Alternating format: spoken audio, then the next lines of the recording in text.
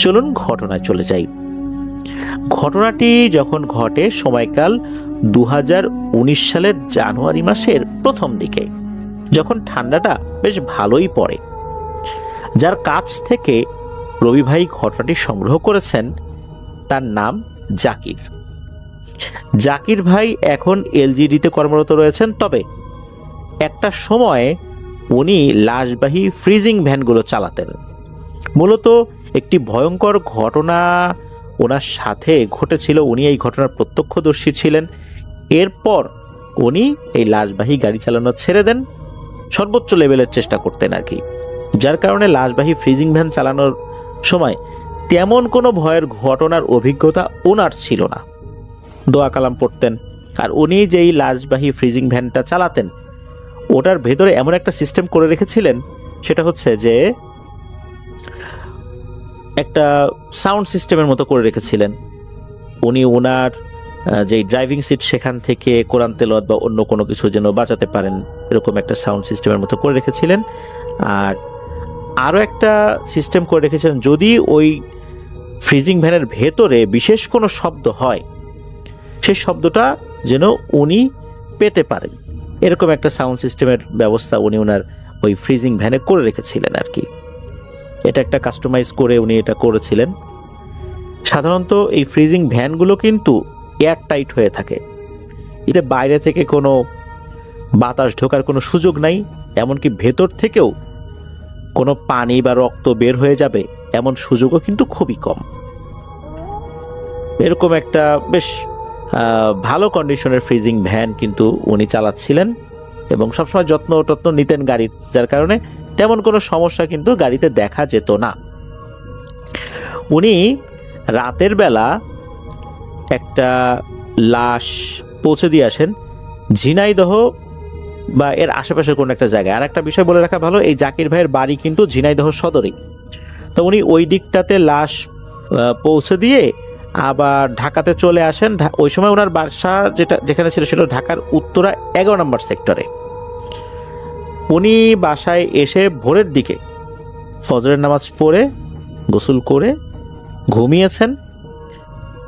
ঘন্টাখানেক ঘুমিয়েছেন, তখন ওনার একটা ফোন আসে। এই ফোনটা আসে কুর্মিটোলা যে জেনারেল হসপিটাল, সেখান থেকে।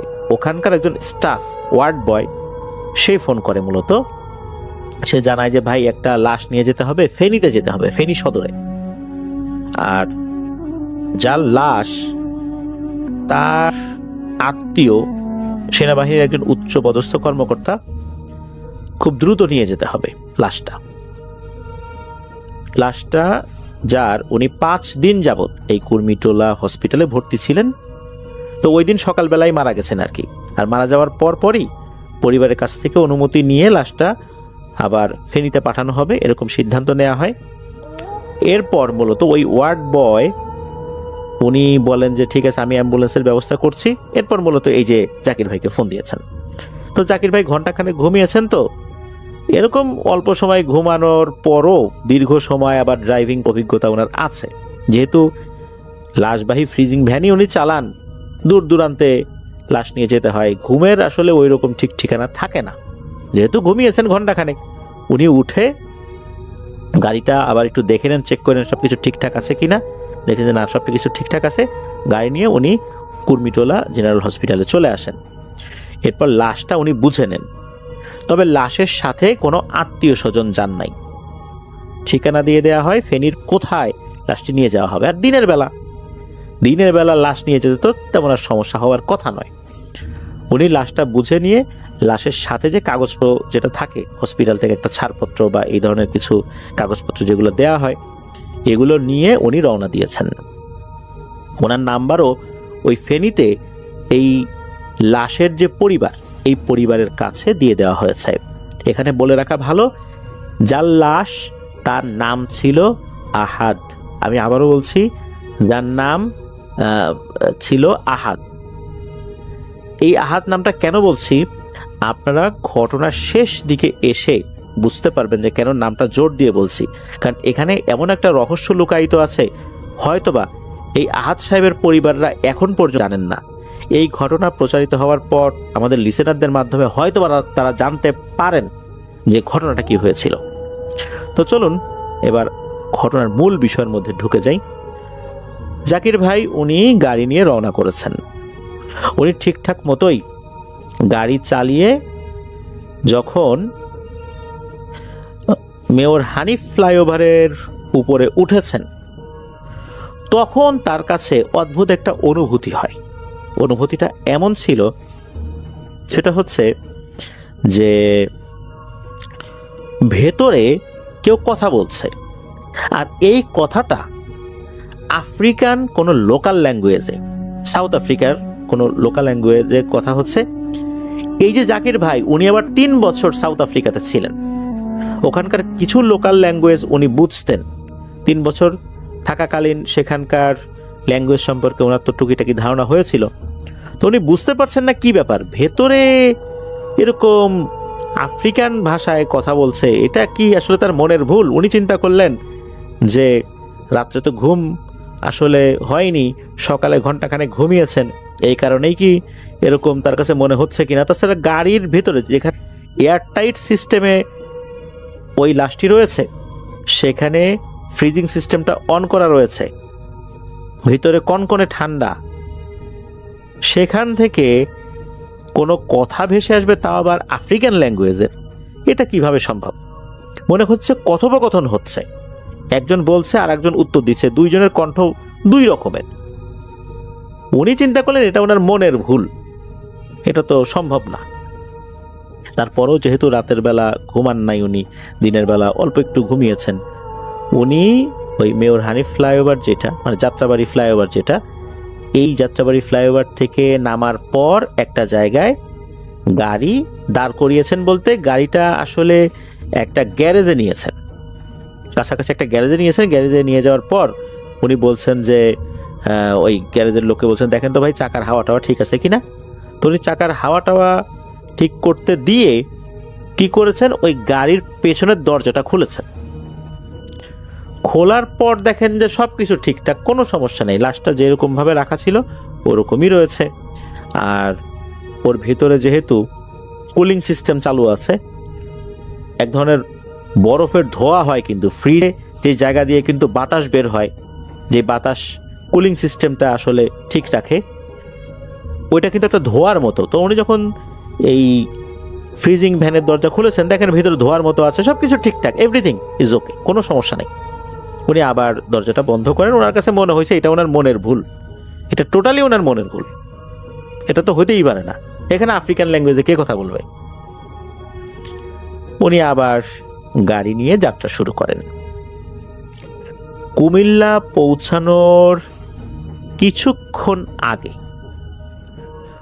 ওনার কাছে আরো একটা অদ্ভুত অনুভূতি হতে থাকে। সেটা হচ্ছে, ওনার কাছে মনে হচ্ছে যে এই ফ্রিজিং ভ্যানের ভেতরে চটচট চটচট আওয়াজ আসছে। পাটখড়ি যদি পোড়ানো হয়, শুকনো পাটখড়ি যদি পোড়ানো হয়, আগুন লাগিয়ে দেওয়া হয়, তখন এক ধরনের চটচট চটচট আওয়াজ আসে। মনে হচ্ছে এই ধরনের চটচট চটচট আওয়াজ আসছে। উনি এই ধরনের আওয়াজ পাওয়ার পর চিন্তা করলেন যে ভেতরে কুলিং সিস্টেমে কোনো সমস্যা হলো কিনা। হতেই পারে, ফ্রিজে অনেক সময় ভেতরে আগুন লেগে যেতেই পারে যান্ত্রিক ত্রুটির কারণে। উনি তখন গাড়িটা একটা জায়গায় রাখলেন। এটা কিন্তু দিনের বেলা, তখন ম্যাক্সিমাম সকাল 11টা বা এরকম কাছাকাছি সময় হয়েছে আর কি।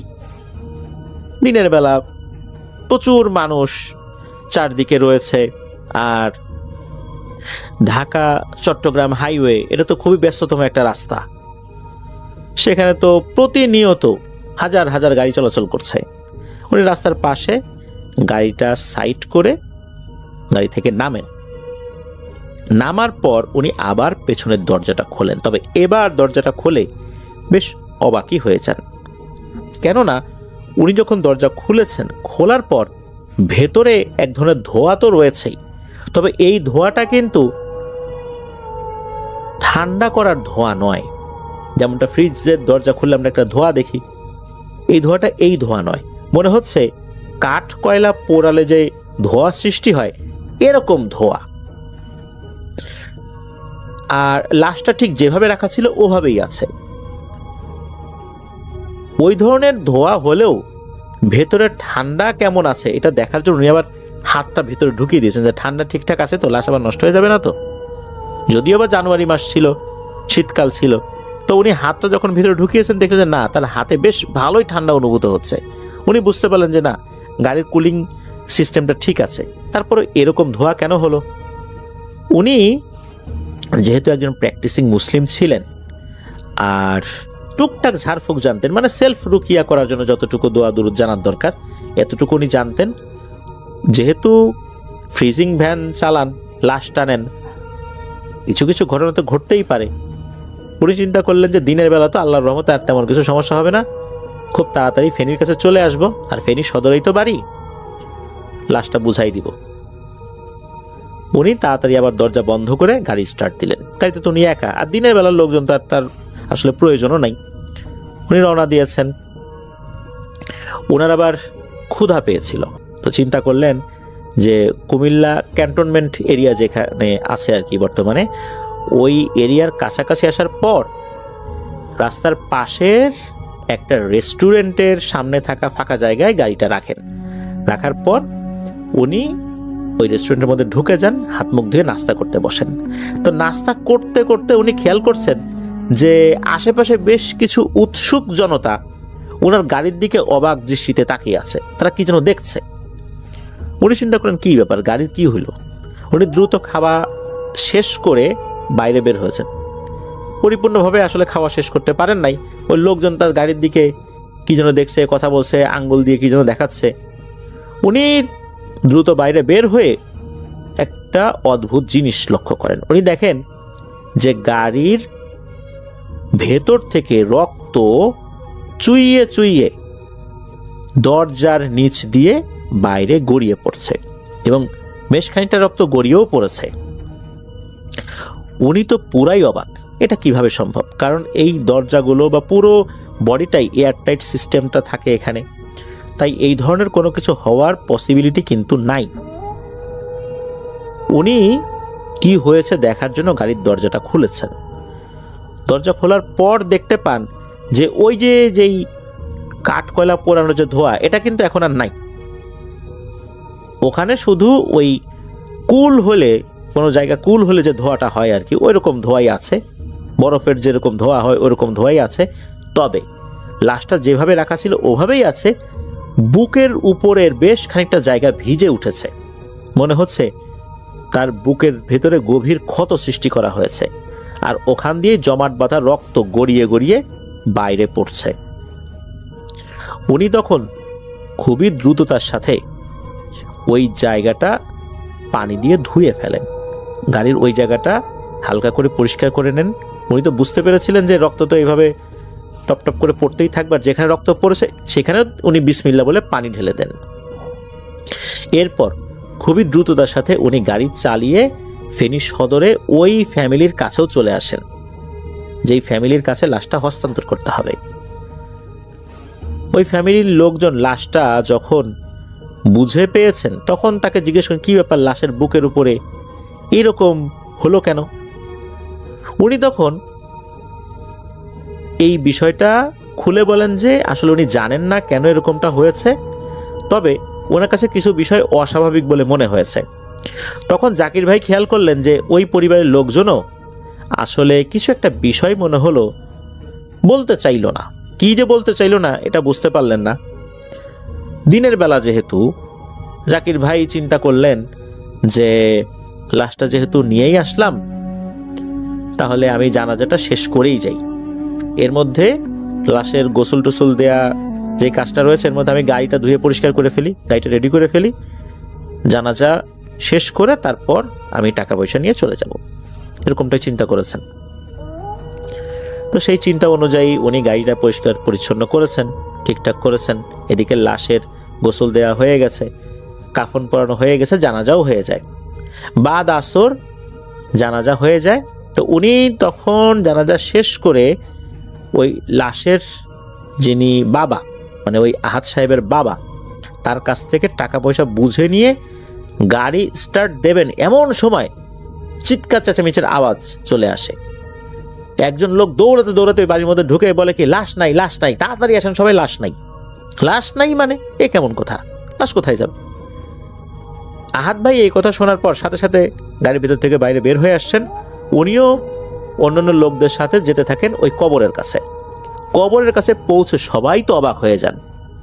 একটা বিস্ময়কর, এক ভয়ঙ্কর দৃশ্য দেখেন। মনে হচ্ছে কবরের ভেতর থেকে কেউ মাটিগুলো উপরের দিকে ছিটকে ফেলেছে। উপর থেকে কেউ যে খুঁড়েছে বিষয়টা এরকম না, মনে হচ্ছে নিচ থেকে কেউ এমন জোরে সজোরে উপরের দিকে ধাক্কা দিয়েছে যে এই মাটিগুলো ছিটকে বিভিন্ন জায়গায় চতুর্দিকে ছড়িয়ে পড়েছে। কবরের উপরে যে বাঁশ দেয়া থাকে, চাটাইগুলো দেয়া থাকে, এগুলো দূরে দূরে ছিটকে পড়েছে, আর ভেতরে লাশ নাই। এটা কিভাবে সম্ভব? ওই সময় কিন্তু আশেপাশে তখনও মানুষজন ছিল। লাশটা দাফন করার পর পরিবারের সদস্যরা তো চলে এসেছে, আর ওই লাশটা যেখানে কবর দেওয়া হয়েছে ওই কবরের চতুর্দিকে বেড়া দেওয়ার জন্য বাঁশ কাটা হচ্ছিল। আরো কিছু কাজ করার জন্য লোকজন ছিল। তাদের উপস্থিতিতেই হঠাৎ করে এই কবরটা মনে হলো ভেতর থেকে কেউ ছুঁড়ে ফেলেছে উপরে সমস্ত মাটি সবকিছু। তারা তো ভয়ে সরে চলে যায়। এরপর সাহস করে কাছে এসে দেখে ভেতরে লাশ নাই। তারপরেই মূলত একজন দৌড়াতে দৌড়াতে এসে খবর দিয়েছে। লাশ কে নিল? তারা তো খুঁজতে থাকে, আসলে খুঁজে তো আর পাওয়া যাবে না। ওই সময়ে এই যিনি গাড়ি চালক জাকির ভাই, ওনাকে তো চলে আসতে হবে, টাকা পয়সা তো সব পেয়ে গেছেন, কিন্তু আসলে লাশটার কি হলো এই তথ্যটা উনি কিভাবে নেবেন? এই জন্য উনি স্থানীয় একজন দোকানদারের ফোন নাম্বার নিয়ে আসেন, ওনার সাথে কথা বলে যাতে পরবর্তীতে জানতে পারেন যে লাশটা আসলে কি হলো, পাওয়া গেছে কি যায় নাই। উনি ঠিকঠাক মতোই গাড়ি চালিয়ে আল্লাহর রহমতে ঢাকায় চলে আসেন। তবে ঢাকায় আসার পথে উনি কিন্তু বিশ্রাম নিয়েছিলেন। উনি কুমিল্লার কাছে একটা পেট্রোল পাম্পে গিয়ে গাড়ি থামান। গাড়ি থামানোর পর ওখানে গিয়ে আবারও গাড়িটা ভালো করে ধুয়ে ফেলেন আর কি। তারপরে উনি ওই পেট্রোল পাম্পের একজন স্টাফের সাথে কথা বলেন যে আজকে রাত্রে আমি আর বাড়িতে যাব না, এখানে একটা থাকার ব্যবস্থা করে দেন আমাকে। তো ওদেরকে কিছু টাকা পয়সা দিয়ে থাকার ব্যবস্থা করে দেয়। তো গাড়ি ওখানে রাখার পর উনি ওইখানেই ঘুমাইছিলেন, পেট্রোল পাম্পের একটা জায়গায়। খুব ভালো মতো বন্দোবস্ত করে দেওয়া হয়েছিল। উনি সকালে উঠে গাড়ি চালিয়ে চলে আসেন। কারণ হচ্ছে আগের রাতে তো ভালো ঘুম হয় নাই, আর তার পরের দিন ঘন্টাখানেক ঘুমিয়েছেন, আবার এই ধরনের ঘটনা উনি দেখলেন।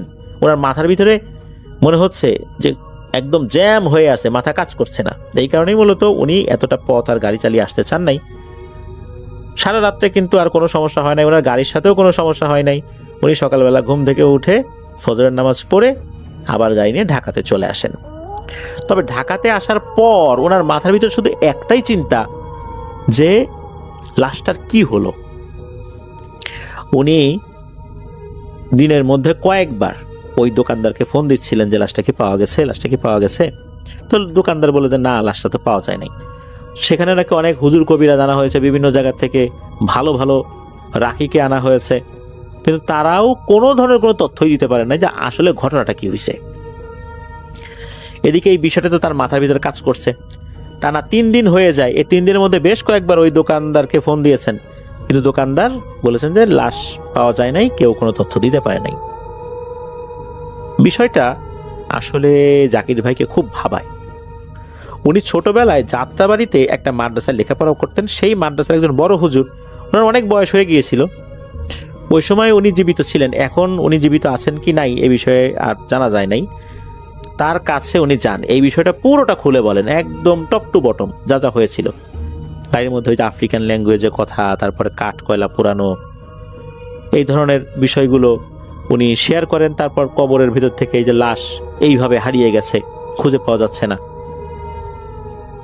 এই হুজুর আবার জিন রিলেটেড বিভিন্ন চিকিৎসা করতেন, তার সাথে অনেক ভালো ভালো শক্তিশালী জিনের সম্পর্কও ছিল। হুজুর বলেন ঠিক আছে, তুমি যাও, আমি দেখি তথ্য যদি নিতে পারি আমি তোমাকে ফোন করে আসতে বলবো। তো জাকির ভাই উনি চলে আসেন। উনি চলে আসার পর গাড়িও ঠিকঠাক মতো চালাতে পারছিলেন। ওনার মাথার মধ্যে খালি ওই একটা জিনিসই কাজ করতো। ওনার পুরো মনোযোগটা ছিল এই লাশের কি হলো। এই জন্য ঠিকঠাক মতো ডিউটি করছিলেন না, অনেক ট্রিপ উনি ক্যান্সেল করে দিয়েছেন, ভালো লাগতেছে না। এই রহস্যর আসলে সমাধানটা কি, আর এখানে আসল ব্যাপারটাই কি হয়েছে? 3-4 দিন পর ওই হুজুর ফোন করে জাকির ভাইকে আসতে বলেন। তো জাকির ভাই যান। জাকির ভাই যাওয়ার পর ওই হুজুরকে বেশ কিছু ভয়ঙ্কর তথ্য বলেন। সেটা হচ্ছে যে ওই হুজুর খোঁজ খবর নিয়ে এমন কিছু তথ্য জানতে পেরেছেন যেটা হয়তোবা ওই আহাদ সাহেবের পরিবারের লোকজনও জানে না। সেটা হচ্ছে এই আহাদ সাহেব উনি সাউথ আফ্রিকাতে গিয়েছিলেন কাজ করতে। সেখানে এমন একটা দোকানে উনি কাজ করতেন, সেই দোকানে বিভিন্ন ধরনের জাদুর উপকরণগুলো বিক্রি করা হয়। মূলত উনি ওই দোকানে একজন কর্মচারী হিসাবে কাজ করতেন।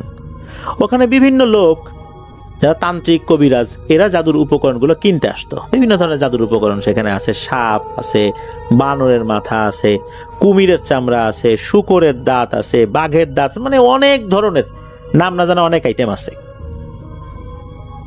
উনি যে কাজটি করতেন সেটা হলো এগুলো বেচা কেনা করতেন। এছাড়া কিন্তু অন্য কোনো কাজ বা জাদুটনা উনি কিন্তু জানতেন না। তো ওই দোকানের একজন রেগুলার কাস্টমার ছিল, তার নাম হচ্ছে রাশি। এই রাশির সাথে এই আহাদ সাহেবের ভালো একটা সম্পর্ক হয়ে যায়। এই রাশি একটা ভয়ঙ্কর ধরনের কালো জাদুতে পারদর্শী ছিল। শোনা যায় যে এই কালো জাদুটার নাম হলো উবেঙ্গমারা। এটা আফ্রিকায় বিভিন্ন ধরনের যে সমস্ত কালো জাদু প্রচলিত আছে, তো এর মধ্যে ভয়ঙ্কর টাইপের যে কয়েকটা কালো জাদু আছে তার মধ্যে এইটা একটা। আর এই উবেঙ্গমারা, এই কালো জাদুর যে পিশাচ, ওখানকার স্থানীয় লোকজন এই পিশাচটিকে নাকি পিন্টে ভোলাটি বা এই টাইপের নামে অভিহিত করে থাকে। আর ওখানে কিন্তু যে ভুডু যেই জাদুবিদ্যাটা, এটাও তো প্রচলিত আছে। বলা হয় যে এই উবেঙ্গমারা এবং ভুডু দুটো কালো জাদু একত্রে যদি কারো উপর প্রয়োগ করা হয়, সেই কালো জাদুটা অনেক ভয়ঙ্কর হয়ে থাকে, যেটা কাটানো অত্যন্ত দুরূহ ব্যাপার। তো এই যে রাশি, এই রাশি মূলত উবেঙ্গমারা যে কালো জাদুটা, এই কালো জাদুতে পারদর্শী ছিল। কখনো কখনো সে এই ভুডু এবং উবেঙ্গমারা দুটো একসাথে প্রয়োগ করত। এই রাশি যে কালো জাদু করে, দেখা যাচ্ছে রাশির আর্থিক অবস্থা অনেক ভালো। এই যে আহাদ সাহেব, উনি এরকম কালো জাদুর উপকরণ বিক্রি করতে করতে করতে একটা সময় মনে হয়, আচ্ছা বাংলাদেশ থেকে এত দূরে আসলাম সাউথ আফ্রিকাতে, আমার জীবন কি খালি এভাবে কর্মচারী হিসাবেই চলে যাবে? আমি কি ধনী হতে পারবো না? এই রাশিকে তার মনের কথাটা খুলে বলেন, আমি ধনী হতে চাই। রাশির সাথে যেহেতু তার একটা ভালো সম্পর্ক ছিল, রাশি বলেন যে ঠিক আছে, তুমি এই উবেঙ্গমারা যে জাদুটা আছে, এই জাদুর কিছু বিষয় আছে, তোমাকে কারো উপর কালো জাদু করতে হবে না, কিন্তু তুমি কিছু বিষয় প্র্যাকটিস করবা, তাহলে তুমি ধনী হতে পারবা। এখানে এমন একটা পিশাচ রয়েছে যে তোমাকে অনেক উপকার করবে, তবে সেই পিশাচ কিন্তু এর বিনিময়ে তোমার অনেক কিছু নিয়েও নিতে পারে। এই সমস্ত কথা বলার পর আহাদ সাহেব নাকি অনায়াসে রাজি হয়ে যান। ঠিক আছে, কি আর নেবে, নিলে নিল। এরপর এই যে রাশি তাকে কিছু রিচুয়াল শিখিয়ে দেন। সেই রিচুয়ালগুলো আসলে রাশি প্রথমে শেখাতে চান নাই, কেননা রাশি বলেছিলেন যে এই রিচুয়ালের যে সমস্ত মন্ত্রগুলো, এগুলো আফ্রিকার লোকাল ল্যাঙ্গুয়েজে উচ্চারিত হয়, এগুলো ভুল হইলেই নাকি সমস্যা। যেহেতু এই আহাদ সাহেব উনি তো বাংলাদেশি, ওই ধরনের ল্যাঙ্গুয়েজগুলো একদম স্পষ্ট করে তার জন্য উচ্চারণ করাটা একটু কঠিনই তো বটে, আর ভুল হওয়াটাও স্বাভাবিক। তারপরেও আহাদ সাহেব আস্তে আস্তে এটাকে আয়ত্ত করে নিয়েছিলেন। আহাদ সাহেবের ভালোই উপার্জন ওখানে হতো নাকি, দেশে টাকা পয়সা ভালোই পাঠিয়েছেন। তো ওনার আসলে এটাতেও মন ভরছিল না, ওনার কাছে মনে হচ্ছিল যে আরো বেশি টাকা পয়সা দরকার। এটা যখন ওই রাশিকে বলেন, তখন রাশি বলেন যে তোমাকে তাহলে আরো একটা রিচুয়াল শিখতে হবে, তবে এই রিচুয়ালটা করার জন্য তোমার খুব নিকট আত্মীয়দের মধ্যে কারো রক্ত লাগবে। শুধু রক্তটা, তাকে মেরে ফেলতে হবে বিষয়টা এরকম না, শুধু রক্তটাই লাগবে। আর একটা বিশেষ পদ্ধতিতে রিচুয়াল করে এই রক্তটা নিতে হবে। এখন সাউথ আফ্রিকাতে তার কোনো আত্মীয় স্বজন নাই, তাকে কি করতে হবে, বাংলাদেশে আসতে হবে। তখন এই আহাদ সাহেব বাংলাদেশে আসার সিদ্ধান্ত নেন এবং বাংলাদেশে চলেও আসেন। উনি তো বিবাহিত ছিলেন, ওনার সন্তানাদি ছিল। উনি চিন্তা করেছেন তার ছেলের, যেহেতু তার রক্তের সম্পর্কে আত্মীয় লাগবে, অন্য কাউকে উনি কিভাবে এটা বলবেন, একটা রিচুয়াল করবেন তারপর তার কাছ থেকে রক্ত নেবেন, এটা তো আসলে বলা যায় না, এটা তো খুব গোপন বিষয়। উনি চিন্তা করলেন তার নাবালক ছেলের কাছ থেকে এই রক্তটা সংগ্রহ করুন, ও তো বুঝতে পারবে না। তো ওনার স্ত্রীকে না জানিয়েই তার ছেলেকে সামনে রেখে একটা রিচুয়াল করেন। ছেলেটা বুঝতে পারে নাই কি হচ্ছে না হচ্ছে। একটা সিরিঞ্জের মাধ্যম দিয়ে মূলত উনি রক্ত নেওয়ার চেষ্টা করেছিলেন, কিন্তু সমস্যা হয় কি, ওই মন্ত্রগুলো পড়ার সময় আহাদ সাহেব ভুল করে ফেলেছিলেন। এই কারণেই মূলত উনি যে জাদুটা করেছেন, এই জাদুর সাথে সম্পর্কযুক্ত যে পিশাচটা, এই পিশাচটা তার ছেলেকে মেরে ফেলে ওখানেই। রক্ত নেওয়ার কারণে যে মারা গেছে বিষয়টা এরকম না, উনি যে মন্ত্রে ভুল করেছিলেন এই জন্যই ছেলেটাকে মেরে ফেলে। এরপর আহাদ সাহেবকে অসুস্থ করে দেয়। তার অসুস্থতার কারণেই মূলত কুর্মিটোলা জেনারেল হসপিটালে ভর্তি করানো হয়। যেহেতু তার একজন আত্মীয় সেনাবাহিনীর উচ্চপদস্থ কর্মকর্তা ছিলেন, তার সাথে যখন যোগাযোগ করা হয় তখন উনি বলেন ঠিক আছে, যেহেতু অসুস্থ হয়ে গেছে এই হসপিটালে নিয়ে আসো। এই জন্য তাকে নিয়ে আসা হয়। সেখানে 5 দিন থাকার পর এই আহাদ সাহেব মারা যান। এরপর এই যে গাড়ির মধ্যে যখন কিছু কথোপকথন শোনা যায় আফ্রিকার লোকাল ল্যাঙ্গুয়েজে, এইখানে একটা ভয়ঙ্কর বিষয় জড়িত আছে। সেটা হচ্ছে যে যেই পিশাচটা ওখানে এসেছিল সে এমন কিছু জাদু জানতো যে কারিনকে জাগ্রত করতে পারত। গাড়ির মধ্যে আসার পর এই পিশাচটা এই আহাদ সাহেবের কারিনকে জাগ্রত করে ফেলেছিল। সে মূলত কারিনের সাথে কথাবার্তা বলছিল। কারিন সে নাকি কোনোভাবেই আহাদ সাহেবের ডেড বডির কোনো ক্ষতি হতে দেবে না, কিন্তু এই পিশাচটা নাকি বুঝায় যে আহাদ সাহেবের সাথে তার চুক্তি হয়েছিল, সে মন্ত্রে ভুল করলে যার কাছ থেকে রক্ত নেওয়া হবে তাকে মেরে ফেলবে, আর আহাদ সাহেবকেও একসময় মরতে হতো। যেহেতু সে মন্ত্রে ভুল করেছে এই জন্য তাকে দিয়ে ওই পিশাচের আর কোনো কাজ হবে না, এই জন্য আহাদ সাহেবকেও সে মেরে ফেলেছে। আর আহাদ সাহেবের হৃৎপিণ্ডটা তার প্রয়োজন। তো কারিনের সাথে ওই সময় ওইটা নিয়েই কথা হচ্ছিল। একটা পর্যায়ে নাকি কারিন রাজি হয়ে যায়, ঠিক আছে নিয়ে যাও। এরপরে ওই পিশাচটা সে একটা রিচুয়াল শুরু করে, কাঠ কয়লা পুড়িয়ে এমনভাবে সে তার মতো করে রিচুয়াল করছিল, ওই শব্দটাই মূলত উনি পরবর্তীতে গাড়ির মধ্যে পেয়েছিলেন। তবে কাঠ কয়লা যে পোড়ানো হয়েছে ওখানে যে কোনো ছাই পড়ে থাকবে এমন কোনো কিছু কিন্তু দেখা যায়নি। আর ওখানে তো কুলিং সিস্টেম চালু ছিল, সেখানে আগুন ধরালেও তো অন্য ধরনের একটা সমস্যা হওয়ার কথা, এরকম কোনো কিছুই হয়নি। জাস্ট শুধু চট চট চট চট আওয়াজই পেয়েছিলেন জাকির ভাই। আর এই ডেড বডিটা অবশ্যই অবশ্যই ওই পিশাচটা নিয়ে যাবে। আর এই পিশাচটা কবরের মধ্যে ঢোকার মতো যোগ্যতা অর্জন করে ফেলেছিল সাধনা করে করে। সে আফ্রিকার অনেক শক্তিশালী একটা পিশাচ। যখন কুমিল্লা ক্যান্টনমেন্ট এরিয়ায় আসার পর এই গাড়িটা একটা জায়গায় পার্ক করে রাখা হয়, এই জাকির ভাই নাস্তা করার জন্য ঢোকেন, তখন মূলত পিশাচটা ওই লাশের হৃৎপিণ্ডটা নিয়ে গিয়েছিল। আর যখন দাফন করা হয়েছিল, দাফন করার পরপরই এই লাশটা সে নিয়ে যায়। ওই হুজুর জাকির ভাইকে এটাও বলে দিয়েছিলেন এই লাশটা সে আফ্রিকাতে নিয়ে গেছে আর কখনোই ওই লাশটা পাওয়া যাবে না। এই কথা জানার পর বিভিন্ন সময় পরবর্তীতেও কিন্তু জাকির ভাই ওই দোকানদারকে ফোন করে জিজ্ঞেস করেছিলেন যে ওই লাশের কোনো সন্ধান পাওয়া গেছে।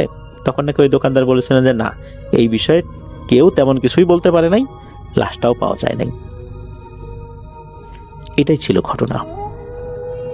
প্রিয় লিসেনার্স,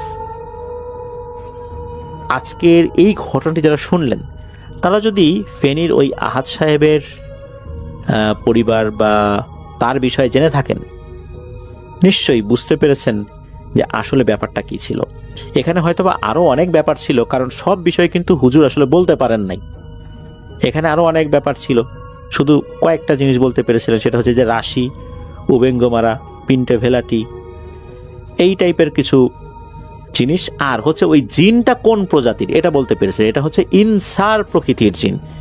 এটা ইফরিত শ্রেণীরই একটা জিন। ইফরিদের মধ্যে কয়েকটা ভাগ রয়েছে, এর মধ্যে ইনসার একটা নাকি ভাগ। এরাও অত্যন্ত শক্তিশালী হয়ে থাকে, এরাও কালো জাদুতে পারদর্শী। ওই জিনটা ইনসার প্রকৃতির জিন, এতটুকুই বলতে পেরেছিলেন, আর এই ঘটনাটা বলতে পেরেছিলেন। প্রিয় লিসেনার্স, একবার ভাবুন এই ইনসার প্রকৃতির জিন কতটা শক্তিশালী। এরা কারিনকে জাগ্রত করে ফেলতে পারে। কারিনের সাথে সরাসরি যোগাযোগ করাটা এটা কিন্তু সব জিনের পক্ষে সম্ভব হয় না।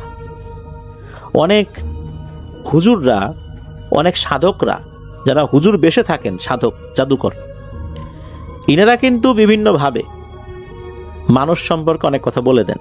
তার কাছে যাওয়ার সাথে সাথে তার নাম, সে কি করে এসেছে, এমন কিছু কথা যেগুলা সে ছাড়া আর কেউ জানে না, সেটাও উনি বলে ফেলছেন। তখন সেই ব্যক্তি মনে করেন, আরে এই কথা তো আর কেউ জানে না, এই হুজুর জানলো কিভাবে, বা এই কবিরাজ জানলো কিভাবে। এটাও কিন্তু জিনের মাধ্যমে তথ্য সংগ্রহ করা হয়, কখনো কখনো সরাসরি কারিনের কাছ থেকে তথ্য সংগ্রহ করা হয়। কিছু কিছু এমন গোপন কথা যেগুলো আসলে কারো জানার কথা না, এমন কিছু তথ্য কারিনকে কানেক্ট করে তথ্যগুলো সংগ্রহ করা হয়। সব জিন কিন্তু কারিনের সাথে কানেক্টেড না, কানেক্ট হতে পারে না। আবার সব হুজুর কবিরাজও কিন্তু কারিনকে কানেক্ট করতে পারে না। এইটার জন্য দীর্ঘ একটা সাধনার প্রয়োজন হয়, এমনটা আমি জেনেছিলাম। তো এই ইনসার জিন কিন্তু কারিনকে কানেক্ট করতে পারে, এমন এক শ্রেণীর জিন। প্রিয় লিসেনার, শুনলেন ঘটনাটি। এটা কিন্তু পুরোটাই দিনের বেলা হয়েছিল, রাতের বেলা কিন্তু না। অ্যাম্বুলেন্সের ভেতরে বলতে ওই যে ফ্রিজিং ভ্যানের ভেতরে যা যা হয়েছিল দিনের বেলা। তারপরে লাশটা কবর থেকে নিয়ে গেল, তখনও কিন্তু সন্ধ্যা হয়নি, আসরের পরপরই। কবর দেওয়ার 10 থেকে 15 মিনিটের মাথায় ঘটনা ঘটছে, সবটাই দিনের বেলাতে হয়েছে। এখানেই এই ঘটনার বিশেষত্ব। সাধারণত আমরা লাশ নিয়ে যাওয়ার সময় যে ঘটনাগুলো শুনি, অধিকাংশ ক্ষেত্রেই ঘটনাগুলো রাতের বেলা হয়ে থাকে, তবে এই ঘটনাটা পুরোটাই হয়েছে দিনের বেলাতে। প্রিয় লিসেনার্স, আশা করছি আহাদ সাহেবের সাথে যে বিষয়টা ঘটেছিল, এই রহস্যটা আজকে উদ্ঘাটিত হলো। তার পরিবারের সদস্য যদি কেউ শুনে থাকেন, বা তার আত্মীয় স্বজনদের মধ্যে কেউ শুনে থাকেন, তারা হয়তো বা বুঝতে পারবেন কেন এমনটা হয়েছিল। আর তার লাশটার কখনোই পাওয়া যাবে না। এই ইনসার শ্রেণীর জিনেরা নাকি যাকে বলি হিসাবে নেয়, তার ডেড বডিটাও খেয়ে ফেলে। তার লাশ আসলে পাওয়ার আর কোনো সম্ভাবনা ছিল না, এখনো নেই, এমনটাই তথ্য পাওয়া যায়। আল্লাহ ভালো জানেন আসলে কি হয়েছিল। আল্লাহ আমাদেরকে হেফাজত করুন, আল্লাহ আমাদের লোভ থেকে হেফাজত করুন, যাতে করে লোভে পড়ে আমরা কালো জাদুর আশ্রয় না নিই, আর লোভে পড়ে অন্যকেও ক্ষতি না করি নিজে ভালো থাকার জন্য। যদি আমাদের মধ্যে থেকে এই ধরনের কোনো ঘটনা ঘটেই যায় বা হয়ে থাকে, আমরা আল্লাহ তাআলার কাছে তওবা ইস্তেগফার করব, আল্লাহ আমাদেরকে ক্ষমা করুন।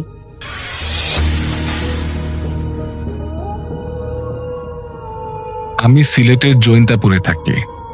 আজকে আমি যে ঘটনাটা শেয়ার করতে যাচ্ছি, এটা আমার বাবার সাথেই ঘটা। আমার বাবা যখন ক্লাস 7-এ পড়তেন, তখন তার সাথেই ঘটনাটি ঘটে।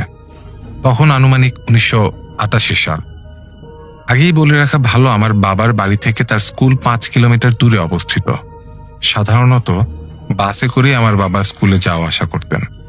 যেই দিনের ঘটনা, ওই দিন আমার বাবা স্কুল শেষ করে ওই জায়গার এক বড় ভাইয়ের ডেকোরেশনের দোকানে মুভি দেখতে দেখতে কখন যে রাত 10টা বেজে গিয়েছে, বাবা টের পাননি। তখন তিনি তার স্কুল ব্যাগটি কাঁধে করে বাস স্টেশনের দিকে রওনা দেন। ওই বড় ভাইয়ের দোকানের বেশ কাছেই ছিল বাস স্টেশন। বাবা বাস স্টেশনে এসে দেখতে পান স্টেশন পুরো খালি এবং সবাই বাড়ির দিকে রওনা হচ্ছে। বাবা খুঁজতে লাগলেন যে এলাকার কেউ আছে কিনা। তখন তিনি অনেক খোঁজাখুঁজির পর কাউকে না পেয়ে ভাবলেন আজকে একাই হেঁটে যেতে হবে। বলে রাখা ভালো, আমার বাবা অনেক সাহসী একজন মানুষ।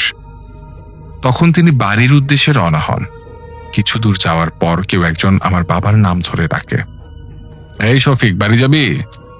আমার বাবা দেখে অন্ধকার থেকে একটা অবয়ব বেরিয়ে এসেছে। বাবা দেখে প্রথমে চিনতে না পারলেও পরে তার মুখ চাঁদের আলোয় কিছুটা দেখা যায় এবং ওই ব্যক্তিটি আমাদের পাশের গ্রামে থাকে। আমার বাবার কাছে এসে বলে যে হাটে অনেক দেরি হয়ে গেছে, দাঁড়াইছিলাম হাকিম ব্যাপারের জন্য, কিন্তু তিনি আমার না নিয়ে চলে গেছে। তোকে দেখে চিনতে পেরে দাঁড়ায় পড়লাম। ভাবলাম রাস্তায় তো অনেক কিছু হইতে পারে, তাই সাথে একজন থাকলে ভালো। প্রথমে বাবা একটু অবাক হলেও পরে ওই লোকটিকে বলে, চলেন একসাথে যাই। পরে বাবা থেকে জানতে পারি ওই লোকটির নাম ছিল রহিম মিয়া। রহিম মিয়া আগে এবং বাবা পেছনে হাঁটতে শুরু করলেন। আমার বাবা যতই রহিম মিয়ার পাশে আসার চেষ্টা করছিলেন, ততই মনে হচ্ছিল রহিম মিয়া দূরে চলে যাচ্ছে। প্রায় 1 কিলোমিটার হাঁটার পর তারা একটি 2 রাস্তার মুখের কাছাকাছি চলে আসেন। হাতের বাঁ দিকের রাস্তা দিয়ে আমাদের বাড়ি আসতে হয়, আর হাতের ডান দিকের রাস্তাটি হলো একটি বিলের রাস্তা। তো লোকটি কিছু না বলেই ডান দিকের রাস্তায় ঢুকে পড়েন। বাবা কিছু না বুঝে ডাকতে থাকে, রহিম চাচা কই যান ওইদিকে। অনেক ডাকাডাকির পর যখন উনি দাঁড়ালেন না, তখন বাবা লক্ষ্য করলেন রহিম চাচাকে আর দেখা যাচ্ছে না। তখন আমার বাবার ভেতরে আস্তে আস্তে ভয় কাজ করতে লাগলো। বাবার একটা বাজে অভ্যাস ছিল। আমার বাবা ক্লাস 6 থেকে স্মোক করতেন। তখন তিনি আস্তে করে একটা সিগারেট ধরিয়ে হাঁটতে শুরু করলেন। তিনি দেখতে পেলেন কিছু জেলে নৌকা দিয়ে রাস্তার পাশেই মাছ ধরছে। তখন আমার বাবা একটু সাহস ফিরে পায় এবং আবার হাঁটতে থাকে। ওখান থেকে 0.5 কিলোমিটার দূরে একটা ব্রিজ আছে। বাবা যখন ওই ব্রিজের কাছাকাছি আসেন, তখন তিনি যা দেখেন তা তিনি কখনো কল্পনাও করতে পারেননি। তিনি দেখেন একটা গরু, যার ফিগার অন্য গরু থেকে অনেক বেশি বড়, আর তার মাথার শিং ওই ব্রিজের অপরের অংশের সাথে লাগানো। বাবা দেখে অনুমান করতে পেরেছেন যে এটা গরু হতেই পারে না। বাবা বেশ ভয় পান এবং ওখানেই দাঁড়িয়ে থাকেন। কিছুক্ষণ পর বাবা দেখতে পান ওই জিনিসটা রাস্তা থেকে নিচের দিকে নেমে যাচ্ছে। তখন বাবা আল্লাহর নাম নিয়ে আবার হাঁটতে লাগলেন। তখন ওই ব্রিজটার কাছে আসতে দেখতে পান বাঁ দিক থেকে প্রাইমারি স্কুলের একজন স্যার, এখানে তার এক ছাত্রের বাসায় থাকতো সেই স্যার এবং তার ছাত্র ওয়াশরুমে যাওয়ার জন্য বাইরে এসেছে। বাবাকে দেখে তারা অবাক হয় এবং বাবাকে জিজ্ঞেস করে, কিরে এত রাতে এখানে কি করিস? আমার বাবা তখন বলেন, না কিছু না, ওই হাট থেকে ফিরতে একটু দেরি হয়ে গেছে। তখন স্যার বললেন, রাত 2টা কি একটু দেরি? তখন আমার বাবা রীতিমতো চমকে ওঠেন এবং বলেন, আচ্ছা আমাকে একটু সামনে তৈরি ডাক্তারের দোকানে আগায় দেন।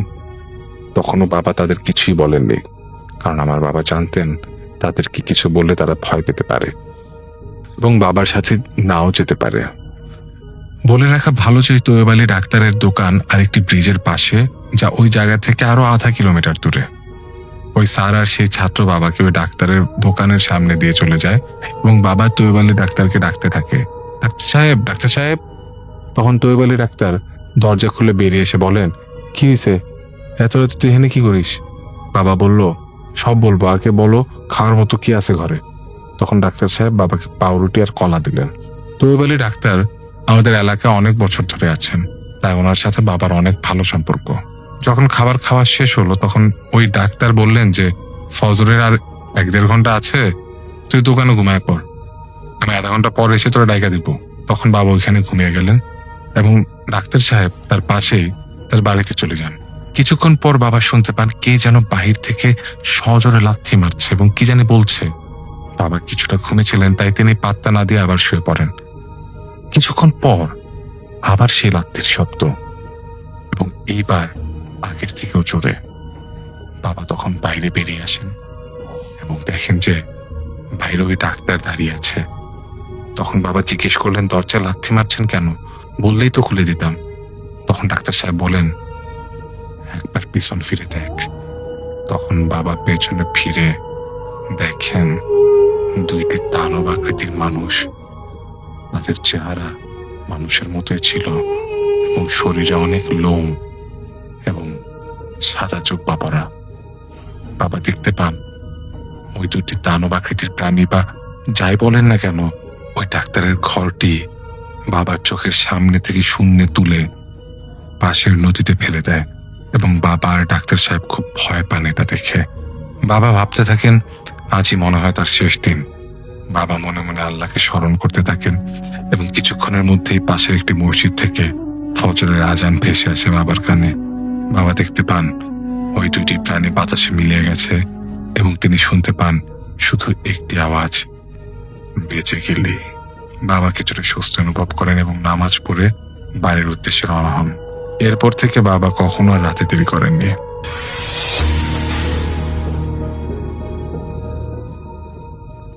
সেদিন রাত 11:30 কি 12টা বাজে। আমার কলিগ, ওনার নাম হচ্ছে নাজমুল, এবং উনি যে মেডিকেল কলেজে পাশ করেন সেটা একটা গভর্নমেন্ট মেডিকেল, এবং ওনাদের যে ছাত্রাবাস ছিল বা হোস্টেল ছিল সেখান থেকে ওনাদের ইমার্জেন্সিটা খুব নিকটবর্তী, একদমই কাছাকাছি, দেখা যেত, ইমার্জেন্সিটা দেখা যায় আর কি। তো সেদিন তিনি হোস্টেলে যান নাই এবং তিনি বাইরে বসেছিলেন, ফ্রেন্ডের সাথে আড্ডা মারছিলেন। তো এমন সময় হঠাৎ করে একটা পেশেন্ট আসে এবং অ্যাম্বুলেন্সে করেই আসে। পেশেন্ট মানে বুক খুব ধরপাচ্ছিল, মানে পেশেন্টের বুক খুব কাঁপছিল, সারা শরীর খুব কাঁপছিল, বুকটা বারবার উপরে উঠছে আর নিচে নামছে, মানে শ্বাস নিতে কষ্ট হচ্ছে। পরবর্তীতে জানা গেল পেশেন্ট বিষ খেয়েছে। সে বিষ খেয়ে এখানে নিয়ে এসছে। তো কি কারণে বিষ খেয়েছে, কেন বিষ খেয়েছে সেটা আমাকে তিনি বলেন নাই। তিনি বলেছেন পেশেন্ট এসছে এবং পেশেন্টকে আমরা হসপিটালাইজ করি এবং পরবর্তী সময়ে পেশেন্টের কন্ডিশন দেখে পেশেন্টকে ওয়াশ করা হয়, ভেতর থেকে সব ময়লা আবর্জনা বের করা হয়, যেসব জিনিস খেয়েছে সাথে খাওয়া দাওয়া সবই বের করা হয়। পেশেন্ট একদম দুর্বল ছিল, তো পেশেন্টকে কন্ডিশনও খারাপ ছিল, কারণ বিষ খাওয়ার প্রায় 12 ঘন্টা পর নিয়ে আসা হয়। তো তখন অলমোস্ট বডিতে সব কিছু সিস্টেমে ঢুকে গেছে। তো এইটাগুলো তোয়াক্কা না করে তারা ওয়াশ করে, এবং পেশেন্টের কন্ডিশন খুব আহামরি সমস্যা না, মানে একদম মুমূর্ষ বলা চলে না, তবে পেশেন্টের কন্ডিশন আইসিইউতে নেওয়ার মতো।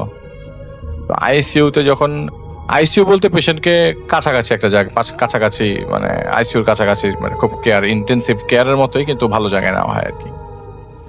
ডক্টররা সার্বক্ষণিক তত্ত্বাবধানে আছে, ওনাকে দেখছে কন্ডিশনটা। তো একটা পর্যায়ে যখন মানে ওয়ার্ডে রাউন্ড দিতে হয়, তো স্যারদের সাথে সাথে কন্ডিশন দেখার জন্য স্টুডেন্টদেরকে রাউন্ড দিয়ে আসে। তো তিনি স্টুডেন্টের সাথে ছিল। তো ঘটনার পরিপ্রেক্ষিতে ওনার যে অ্যাটেন্ডেন্ট ছিল, সেই অ্যাটেন্ডেন্টের কাছ থেকে একটা ঘটনা নেওয়া হয় যে উনি কি কাহিনী, কি হয়েছে, হিস্ট্রি হিসেবে নেওয়া হয় যে তার ঘটনাটা কি। তখন যে অ্যাটেন্ডেন্ট ছিল, তখন সে অ্যাটেন্ডেন্ট বললো যে ওনার মেজর প্রবলেম হচ্ছে উনি কানের মধ্যে ওনাকে কে জানি ফিস করে কথা বলে, এবং ওনাকে করার সাথে কোনো ধরনের কথা বলতে দেয় না, কে জানি ওনার উপর ভর করেছে। তো সেই জিনিসটাই নাকি তাকে বিষ খাইয়েছে। তো এইটা জানার জন্য, আর মানে এইটার শোনার পরে, ওনার পর কে জানি ভর করেছে, এটা শোনার পরে আমার এই কলিগ খুব ইন্টারেস্ট শো করে যে ওনার ঘটনাটা আসলে আমার একটু জানা দরকার, ওনার বাবা মার সাথে কথা বলা দরকার। ওনার অ্যাটেন্ডেন্ট তো আসলে অতটা বলতে পারবে না। তো ওনার বাবা মা, ওই পেশেন্টের বাবা মা, পেশেন্টের বয়স হচ্ছে 27 বছর বয়স এবং পেশেন্ট একজন মহিলা। তো পেশেন্টকে পরবর্তী সময়ে পেশেন্টের বাবা মার সাথে কথা বলা হয় যে কি কাহিনী, কি ঘটনা, আমাদেরকে একটু বলা যায় কিনা। প্রথম এরকম হতো যে পেশেন্ট নাকি কোনোভাবেই পেশেন্টের গার্ডিয়ানদের সাথে বা বাবা মার সাথে ঠিক মতো কথা বলতো না, বিড় করে কথা বলতো সারাক্ষণ ঘরের ভিতরে, এবং মাথা উপরে উঠিয়ে রাখতো সারাক্ষণ সিলিংয়ের উপরে। তো পরবর্তী সময় ওনাকে একজন ডাক্তারের কাছে নিয়ে যাওয়া হয়, বা ডাক্তার বলে যে তুমি, মানে ডাক্তার ওষুধ দেয় তাকে ঠিক করবার জন্য। তো ওষুধে কোনো ধরনের কাজ হয় না, তো সারাক্ষণ উপরের দিকে তাকিয়ে থাকে, সিলিংয়ের দিকে তাকিয়ে থাকে। তো তার বাবা একদিন তাকে জিজ্ঞেস করেছিল যে তুমি সিলিংয়ের দিকে তাকায় থাকো কেন? তো ওই মেয়েটা বলেছিল যে বাবা দেখো আমার দিকে ও তাকায় আছে, ওই দেখো অপলক দৃষ্টিতে আমার দিকে তাকিয়ে আছে। তো বাবা মা সবতেই খুব ভয় পেয়ে যায়, কাহিনী কি। এরকম একটা দিন, পরের দিন বলতে হচ্ছে ওই ঘটনার পরবর্তী সময় যখন নজরে আসে যে মেয়ের কন্ডিশনটা, বিড়বিড়ের লেভেলটা বেড়ে যায়, হঠাৎ মেয়েটা খাটের মধ্যে দাঁড়িয়ে যায়, চুপ করে মাথাটা বাকি উপরের দিকে তাকিয়ে থাকে। তো বাবা মা আবার বেডে শোয়ায়, মাথা পানি দেয়, মাথা ঠান্ডা করার ট্রাই করে, কি ঘটনা মা বলো, কি ঘটনা। তো মেয়ের একটাই কথা যে ওই দেখো আমার দিকে তাকিয়ে আছে, ওই দেখো আমার দিকে তাকিয়ে হাসছে। মেয়ে সারাক্ষণ একই কথা বলে। পরবর্তী সময় এক বুজুর্গ আলেমের কাছে নিয়ে যাওয়া হয়, এবং সেই আলেম হচ্ছে চিটাগং থাকে, তার বাড়িতে চিটাগংয়ে তার বাসায় নিজ বাসভবনে নিয়ে যাওয়া হয়, এবং সেইখানে ওই আলেমের সাথে কথোপকথনের মাধ্যমে জানা যায় যে মেয়েটাকে একটা জিন মেয়েটার উপর ভর করেছে, এবং এই জিনটা খুবই খারাপ জিন। আপনারা জানেন যে আমাদের আশপাশে যার যেসব জিন আছে, মোটামুটি 4-5 ধরনের জিন আছে, এর মধ্যে সবচেয়ে খারাপ হচ্ছে ইফরিত। তো ওনাকে যে জিন ভর করেছে, সেই জিন খুবই শক্তিশালী। সেই জিন এক জায়গা থেকে আরেক জায়গায় চলে যেতে পারে, এবং ওই জিন মাঝে মধ্যে বেশ ধরে মেয়ের সামনে আসতো।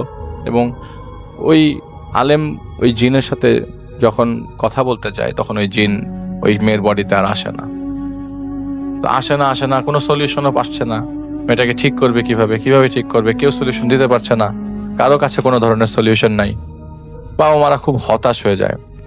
তো এক পর্যায়ে ছেড়ে দেয়, যে মেয়ের কন্ডিশনটা গেছে, এটা তো বুঝাই যাইতেছে, তো ইন্ডিয়ায় নিয়ে যাওয়া যায় কিনা। ওনারা চট্টগ্রামের ওই বুজুর্গ আদমি থেকে ইন্ডিয়াতে আরেকজন জিন তাড়ানোর হুজুরের কাছে যায়। তো জিন তাড়ানোর হুজুরের কাছে যাওয়ার পরে ওই জিন তাড়ানোর হুজুর মোটামুটি একটা চ্যালেঞ্জ ছুড়ে দেয় যে এই জিনটা তার উপর ভর করেছিল। তো যখন ইন্ডিয়াতে নিয়ে যাওয়া হয়, মেয়ে তখন কমপ্লিটলি সুস্থ, কোনো ধরনের মুভমেন্ট নাই, কোনো ধরনের অ্যাগ্রেসিভ মুভমেন্ট নাই, কোনো অকওয়ার্ড মুভমেন্ট নাই। তো ওইখানের যে হুজুর ছিল, যে হুজুরটা মেয়েটাকে দেখছিল, হুজুর বলেছে যে না, এই জিনটা তার সাথে আসে নাই। সো আপনারা এটা নিয়ে কথা হচ্ছে যে ওনার উপরে কোনো একটা জিন ভর করে, কিন্তু গেলে আবার ভর করবে। এখন আমার সামনে তো জিনটা আসছে না, এবং আমি অনেক চেষ্টা করছি। ওই হুজুর নাকি চেষ্টা করতে করতে তার নাক দিয়ে রক্ত বেরিয়ে গেছে একটা পর্যায়ে। তারপরে ওই জিনকে টেনে নিয়ে আসতে পারে না। পরবর্তী সময়ে ওই জিনটা ওই মেয়েটার শরীরে আবারও বাংলাদেশ আসার ভর করে, এবং যতদিন পর্যন্ত ইন্ডিয়াতে ছিল মেয়েটা ভালো ছিল, সুস্থ ছিল।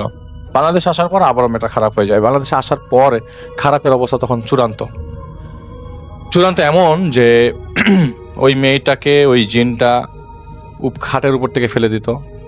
এখন মেয়েটাকে কষ্ট দেওয়া, টর্চার করা শুরু হয়েছে। মেয়েটার মুখের মধ্যে গ্লাস ছুঁড়ে মারতেছে, হঠাৎ করে মুখের মধ্যে কোথা থেকে গ্লাস এসে লাগতেছে, হাত থেকে গ্লাস পড়ে যাচ্ছে। মেয়েটার পায়ের মধ্যে গ্লাস বিচ্ছে, হঠাৎ করে রুমের মধ্যে কিছু একটা আছে, পায়ের মধ্যে বিঁধে গেল। মেয়েটা খুব অবাক হয়ে, মানে মেয়েটার অবস্থা খুব খারাপ। মেয়েটার কথাবার্তা বলতো না কারোর সাথে, বাসার বিড়বিড় করে সেই আগের মতো উপরে তাকিয়ে থাকতো। তো বাবা মারা খুব ফ্রাস্ট্রেটেড হয়ে যায়, আসলে কি ঘটনা, তার মেয়ের সাথে আসলে ঘটনাটা কি ঘটছে, এরকম কেন হচ্ছে, এরকম হওয়ার তো কথা না। তার আদরের মেয়ে, এবং তার দুই ছেলে বাংলাদেশের বাইরে থাকে, মিডল ইস্টে একটা কান্ট্রিতে জব করে আর কি। তার এক মেয়েই বাংলাদেশে থাকে, এবং ওই মেয়েটা পরবর্তী সময় যেদিন ঘটনা ঘটে সেদিন হচ্ছে আপনাদের আমি বলি যে ঝড় হলে যে এরকম অবস্থা হয়, বাতাস উঠছে কিন্তু বৃষ্টি হচ্ছে না, প্রচন্ড বাতাস ছেড়েছে, এমন সময় বাসার ইলেকট্রিসিটি চলে যায়। ওনার মা ওনার বাসায় ওনার রুমে ঢুকে হচ্ছে কমলা কেটে খাওয়াই দিবে, এরকম আর কি। কমলা ছিলে মেয়ের রুমে আসছে, মেয়েকে খাইয়ে দিবে, খুব সিম্পল অবস্থা। হঠাৎ করে মেয়ের মাকে ওই মেয়েটা গলা চিপে বসে, গলা চিপ দিয়ে ধরে মেয়ের মার সামনে মেয়েটা এক বোতল বিষ খায়। এবং ওই বিষটা কোথা থেকে এসে কেউ জানে না, এবং ওই মেয়ে এমনও না যে বাইরে গিয়েছিল বা কিছু একটা, বাইরের থেকে কেউ কিছু আইনেও দেয় নাই মেয়েটাকে, মেয়েটাও বাইরে থেকে কিছু নিয়ে আসে না, কিন্তু মেয়েটা তার মার গলা টিপ দিয়ে বসে, এবং একটা পর্যায়ে মেয়ের মার সামনে মেয়েটা বিষ খায়। বিষ খাওয়ার পরে মেয়ের মা অজ্ঞান হয়ে যায়। মেয়ের বাবা আসার পরে দেখে যে মেয়ের বাবা রাত করে আসে, কারণ মেয়ের বাবা ঢাকায় ছিল। ঢাকার থেকে যখন আমি মানে যেই জায়গায় ঘটনা সেই জায়গায় যাওয়ার পরে দেখে যে মেয়ের মা দুইজনই বিছানায় পড়া। মেয়ের মার অবস্থা ভালো না। তো পরবর্তী সময় মেয়ের মাকে নর্মাল করা হয়, কিন্তু মেয়ের মাকে রেখে যে কন্ডিশনটা খারাপ সবচেয়ে, যে মুখ দিয়ে ফেনা বেরিয়ে গেছে, নাক মুখ দিয়ে রক্ত বেরিয়ে গেছে, মেয়েকে নিয়ে হাসপাতালে নিয়ে আসা হয়। এই যে হাসপাতালে নিয়ে আসার ঘটনা বললাম, হাসপাতালে নিয়ে আসার পরে পরবর্তী সময় মেয়েকে ওয়ার্ডে রাউন্ড দিতে একটা পর্যায়ে মেয়ের অবস্থা খারাপ হয়ে যায়। 3 দিন হাসপাতালে থাকার পর মেয়েটাকে আইসিইউতে নেওয়া হয়। আইসিইউতে তখন ওই হসপিটাল থেকে ঢাকাতে শিফট করে দেওয়া হয়, এবং ঢাকায় শিফট করার পর আমার যে কলিগ তিনি তার ঢাকায় সাথে আসেন না, ঢাকায় তাকে শিফট করে দেওয়া হয়। পরবর্তী সময় ঢাকা মেডিকেল কলেজ হাসপাতালে মেয়েটার মৃত্যু হয়। এটা একটা সুইসাইড কেস, এবং নিজের থেকেই করা। মেয়েটার মাকে আগে মেয়েটা অজ্ঞান করে নেয়, তারপরে তিনি সুইসাইড করেন। তো বাবা সেবার ঢাকায় এসেছিল, ঢাকায় ছিল বিধায় বাবা কিছুই করতে পারে নাই। রাত তখন 9:30 10টা বাজে, এমন সময় প্রচন্ড ঝড়ও হচ্ছিল। এবং এই ঘটনাটা ঘটে হচ্ছে 2006 সালে, 2006 সালের ঘটনা। এবং আমি যে এলাকার ঘটনা বলছি সেটা হচ্ছে ময়মনসিংহের ঘটনা। আর আপনারা বুঝতেই পারছেন যে ময়মনসিংহের ঘটনা অনেক আসছে। তো তো এটা ছিল আমার ঘটনা, এবং আশা করি আপনাদের ঘটনাটা ভালো লেগেছে।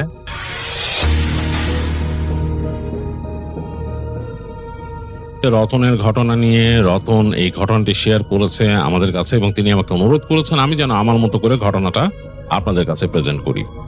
রতনদের বাসা মিরপুরের কোনো একটা জায়গায়, স্পেসিফিক লোকেশন সে বলবে না। বেশ অনেক আগের ঘটনা, 80-র দশকে। রতনের চাচার সাথে একটা ঘটনা ঘটেছিল, সেটি তিনি শেয়ার করেছেন। আমি চলে যাচ্ছি রতনের সেই ঘটনায় এবং আমি আমার মতো করে শেয়ার করছি। 80-র দশকের ঘটনা। রতনরা যেই জায়গাটাতে থাকতো মিরপুরের, সেটা তাদের নিজেদের বাসা।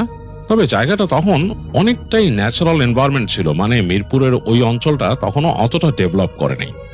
তাদের বাসার সামনের যে জায়গাটা, সেটা একটা ছোট্ট রাস্তা ছিল, একদম চিকন রাস্তা, এবং সেখানে তখনও পাকা হয়নি। ওটা মাটির রাস্তা, পায়ে চলা রাস্তা, এবং সেখানে আসতে হতো।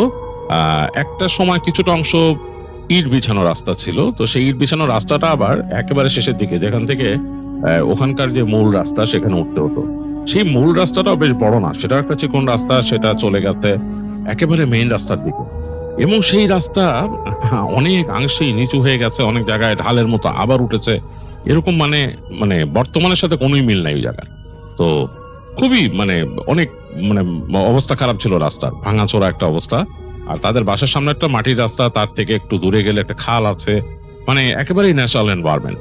এবং রাতের বেলায় এখানে কোনো ল্যাম্প পোস্ট চলতো না, তাদের বাসার কাছে কোনো ল্যাম্প পোস্ট ছিল না। বেশ অনেক দূরে, মানে তাদের বাসা থেকে হেঁটে গেলে অনেক দূরে একটা ল্যাম্প পোস্ট ছিল, সেটার আলো এই মাথা ওই মাথা, দুই মাথা অনেক দূর পর্যন্ত কভার করতো। আর তখনকার ল্যাম্প পোস্ট মানে বুঝতেই পারছেন, নিয়ন লাইট। আর তাদের ঘরটা ছিল তখন পাকা ঘর, টিনের চাল দেয়া। তাদের ওখানে 4টা রুম ছিল পরপর, একটার পর একটা 4টা রুম, এবং এই 4টা রুমে ঢোকার জন্য সবগুলো দরজা ইন্টারকানেক্টেড। আর মাঝখানের যে দরজাটা, সেটা দিয়ে তারা বের হতো। সেটা তাদের অনেকটা ড্রয়িং রুমের মতো, সেখানে তারা বসতো, সোফা টোফা ছিল। তো এই ছিল তাদের বাসার বিন্যাস। তাদের বাসার চারপাশে বাউন্ডারি ওয়াল দিয়ে ঘেরা। বাসার মধ্যে ঘরের তাদের যে উঠোনের মাঝখানে একটা বড় আম গাছ ছিল, বেশ বড় আম গাছ। সেই গাছে ভালো আম হতো, এবং এই গাছটা নাকি অনেকদিন আগে থেকে ছিল। তার বাবা যখন এখানে জায়গা কেনে, তখনই নাকি আম গাছটা ছিল। তো এই হচ্ছে অবস্থা। তাদের বাসা থেকে বেরোলে ডানে বামে গেলে, ডানের যে অংশটা, সেখানে কেউ থাকতো না। সেই জায়গাটা বাউন্ডারি ওয়াল করা, এবং সেখানে বেশ কচুরিমানা টাইপের ডোবা হয়ে গেছিল। তারপরেও তার পরের জায়গাটাও এরকম খালি। তো মোটামুটি অনেকগুলো খালি প্লট ডানে বামে পেছনে, এবং বেশ দূরে গিয়ে একটা খাল চলে গেছে। এরকম বৃষ্টি হলে পানি জমে যেত, বাসার সামনেও পানি জমে যেত, এবং বেশ দূর পর্যন্ত ওই যে ইট বিছানো রাস্তা, ওইখানে পানি, ওই পর্যন্ত পানি থাকতো, প্রায় হাঁটুর নিচ পর্যন্ত পানি হয়ে যেত যখন ঢালাও বর্ষণ হতো। আর তাদের যে ওই যে মূল সড়ক যেখান দিয়ে যাওয়া আসা করে, সেটাও কিন্তু পানি ভরে যেত বৃষ্টি হলে। এগুলো বলার কারণ হচ্ছে ঘটনার সাথে এগুলো সব সম্পর্কিত। ঘটনাটা আপনাদের বুঝতে সুবিধা হবে যদি এগুলো এক্সপ্লেইন করে নেই। রতনদের এলাকাটা আসলে এরকম ছিল যে বেশ বড় একটা জায়গায় ধরা চলে। সেই জায়গায় অল্প সংখ্যক মানুষ, মানুষ এতই কম যে এক একটা পরিবারকে এক একটা পরিবার চিনত, এবং তাদের মধ্যে ইন্টারাকশন হতো, কথাবার্তা হতো, দেখা সাক্ষাৎ হতো। বিকালে যখন হাঁটাচলা করতো, ন্যাচারাল এনভায়রনমেন্ট যেহেতু বেশ ভালো লাগতো। অতটুকু এলাকার মধ্যে, অতটুকু নেইবারহুডের মধ্যে জাস্ট মানুষ তাদের যে ওই ইগুলো রাখছিল, জায়গাগুলো রাখছিল, সেই জায়গায় কয়েকটা পুকুর ছিল, এবং সেই পুকুরগুলো জাস্ট ন্যাচারাল পন্ডের মতো। যেহেতু ওই জায়গাটা ফেলে রাখা হয়েছিল এবং থেকে মাটি তুলে আরেক জায়গায় ভরা হয়েছে, এর জন্য জায়গাটা তখন একেবারে গভীর পুকুরের মতো হয়ে গেছিল, এবং সেখানে মাছও থাকতো। এর ফলে যেটা ছিল, তাদের এলাকা বেশ হন্টেড ছিল, মানুষজন ভয় পেত হাঁটা চলা করতে। বিশেষ করে রতনদের বাসা থেকে বেরিয়ে বাঁয়ে গেলে অনেক দূর পর্যন্ত বাতি নাই, বলছি ল্যাম্পপোস্ট নাই, অনেক দূর পর্যন্ত হেঁটে ডানে মোড় নিতে হতো। ডানে যে মোড় নিত, সেই রাস্তাটা অনেক লম্বা, এবং সেই রাস্তার মাঝখানে এরকম একটা ডোবার মতো আছে। ডোবার পাশে একটা এরকম প্লট ছিল খালি। সেই জায়গায় একজন কেয়ারটেকার থাকতো, আবার থাকতো না, জায়গাটা পড়ে থাকতো। ওইখানে নাকি বড় একটা তেঁতুল গাছ ছিল। তো সবাই বলতো যে এই তেঁতুল গাছটা খারাপ। মানুষ নাকি অনেক কিছু দেখছে রাত্রেবেলা, মানুষ ওখানে যাওয়া আসা করার সময় অনেক কিছু দেখছে। বেশ ভয়ের জায়গা, কারণ এইখানে বেশ অনেকটা নীরব থাকতো এই জায়গাটা। এবং রাস্তার এই মোড় থেকে ওই মোড় পর্যন্ত যে দূরত্ব, এর মাঝখানে কিন্তু ওই কর্নারে প্লটটা ছাড়া এই পাশে আর কিছুই নাই, ঘর বাড়ি নাই, শুধু ফাঁকা জায়গা। এইসব জায়গা মানুষজন কিনে রাখছে, এখানে পরবর্তীতে মানুষ বাড়িঘর করবে। কম সংখ্যক মানুষ এসে উঠছে এখানে। তো যাই হোক, এই হচ্ছে রতনদের পুরো এলাকাটা। তো রতনের কাছে বেশ ভালোই লাগতো, সে তখন একদমই ছোট, একদম মানে কিন্ডারগার্টেন লেভেল পার করে আসছে, ক্লাস 1-এ পড়ে এরকম। তো সে তখন তাদের উঠানে খেলা করে, বের হয়, রাস্তা দিয়ে হাঁটে, বেশ বেশ আনন্দ ফুর্তি করে। এবং এই যে বললাম যে মানুষজন অনেক কম, মানুষের সাথে মানুষের ইন্টারাকশন হয়, তো সবাই সবাইকে চেনে। রতন খুব এনজয় করতো। আর তার কাছে সবচেয়ে মানে ভালো লাগতো তার চাচারা যখন আসতো বেড়াতে, তখন বেশ ভালো লাগতো, গ্রাম থেকে আসতো চাচারা। তো এরকম এক বর্ষাকালে, তখন বেশ বর্ষার সময় মোটামুটি ভালোই বৃষ্টি হয় সব সময়। রতনের ছোট চাচা আসলো। রতনের খুব প্রিয় হচ্ছে তার ছোট চাচা, কারণ তিনি যখনই আসেন রতনের জন্য বিভিন্ন জিনিস নিয়ে আসেন গ্রাম থেকে। আর রতন খুব পছন্দ করে এটা, এবং তার দাদিও জিনিসপত্র পাঠিয়ে দেয়। তো ছোট চাচা আসাতে রতন তো খুব খুশি। ছোট চাচা তার জন্য অনেক কিছু নিয়ে আসছে, নাড়ু, তারপরে আরো অনেক কিছু বানায় নিয়ে আসছে সেখান থেকে, মানে গ্রাম থেকে নিয়ে আসছে, তার দাদি বানায় দিছে। রতন খুব মজা। আর তার উপরে বোনাস হচ্ছে ছোট চাচা গল্প বলে, বিভিন্ন রকমের গল্প, ভূতের গল্প, আরো অনেক গল্প, এবং এগুলা তার কাছে খুব ভালো লাগতো। তো ছোট চাচা আসছে বাসায়, তখন বিকাল হয়ে গেছে, এবং আসার পর রতনের বাবা মাও খুশি। রতনের বাবাও খুব পছন্দ করে তার ছোট ভাইকে, তিনিও গল্প গুজব করলেন তার ছোট ভাইয়ের সাথে। রতন তো চাচার সাথে সাথেই আছে। তো তার রতনের মা জিজ্ঞেস করলো তার চাচাকে যে কি খাবি। তিনি তুই তুই করে বলতেন, তো বললো যে ভাবি খাবো, খিচুড়ি খাবো, খিচুড়ি ইলিশ মাছ ভাজি। তো ইলিশ মাছ তো নাই, ইলিশ মাছ তো নাই, খিচুড়ি করা যায়, বাসায় তো ইলিশ মাছ নাই। তখনকার সময় আসলে রেফ্রিজারেটরও থাকতো না সব বাসায়। তো রতনের চাচা বললেন ইলিশ মাছ নাই, কোনো সমস্যা নাই, আমি যাইতেছি বাজারে। তো আমি যাচ্ছি বাজারে, যে বলছে, রতনের বাবা বললো না না না তুই থাক, আমি যাবো, অসুবিধা নাই। এর মধ্যে কিন্তু আকাশে মানে মেঘ গুড় গুড় করতেছে। তো এই পরিবেশ দেখেই আসলে রতনের চাচা ইলিশ মাছ ভাজি খেতে চাইছেন আর খিচুড়ি। তো রতন বলতেছে আমি চাচার সাথে যাব, আর তার বাবা বলতেছে না তোর যাওয়ার দরকার নাই, আর তুমি তো যাবাই না, আমি যাচ্ছি। তো রতনের বাবা বের হওয়ার প্রিপারেশন নিচ্ছেন, তো তার ছোট ভাই যে তার মানে রতনের বাবাকে ধরে ফেললো, বললো দাদা না, তুমি বের হও না, আমি যাব, আমার এমনিও একটু যাইতে হবে বাজারের দিকে, একটু ঘুরবো, দেখবো, আমি তো অনেকদিন পর আসলাম, আমি একটু যাই, এমনিও যাই, থাকো। আর রতন যাওয়ার তো প্রশ্নই আসে না, এই যে বৃষ্টি আসতেছে। রতনকে বুঝাইলো যে না তুমি যেও না, তা তো চলে আসবে একটু পরেই। তো রতনের একটু মন খারাপ, সে চাইছিল চাচার সাথে বেরোবে, এবং তার সাথে বেরোলে চাচা দেখা যায় চকলেট কিনে দেয় আর কি রাস্তায়। তো চাচা বের হয়ে গেল, রতন দেখলো যে তার চাচা চলে গেছে, এবং তার চাচা একটা ছাতি নিয়ে বের হয়েছে। তার চাচা বের হয়ে গেছে, তার একটু পরেই, মানে হয়তো 10 মিনিট পরেই হঠাৎ করে ঝুম বৃষ্টি নামলো।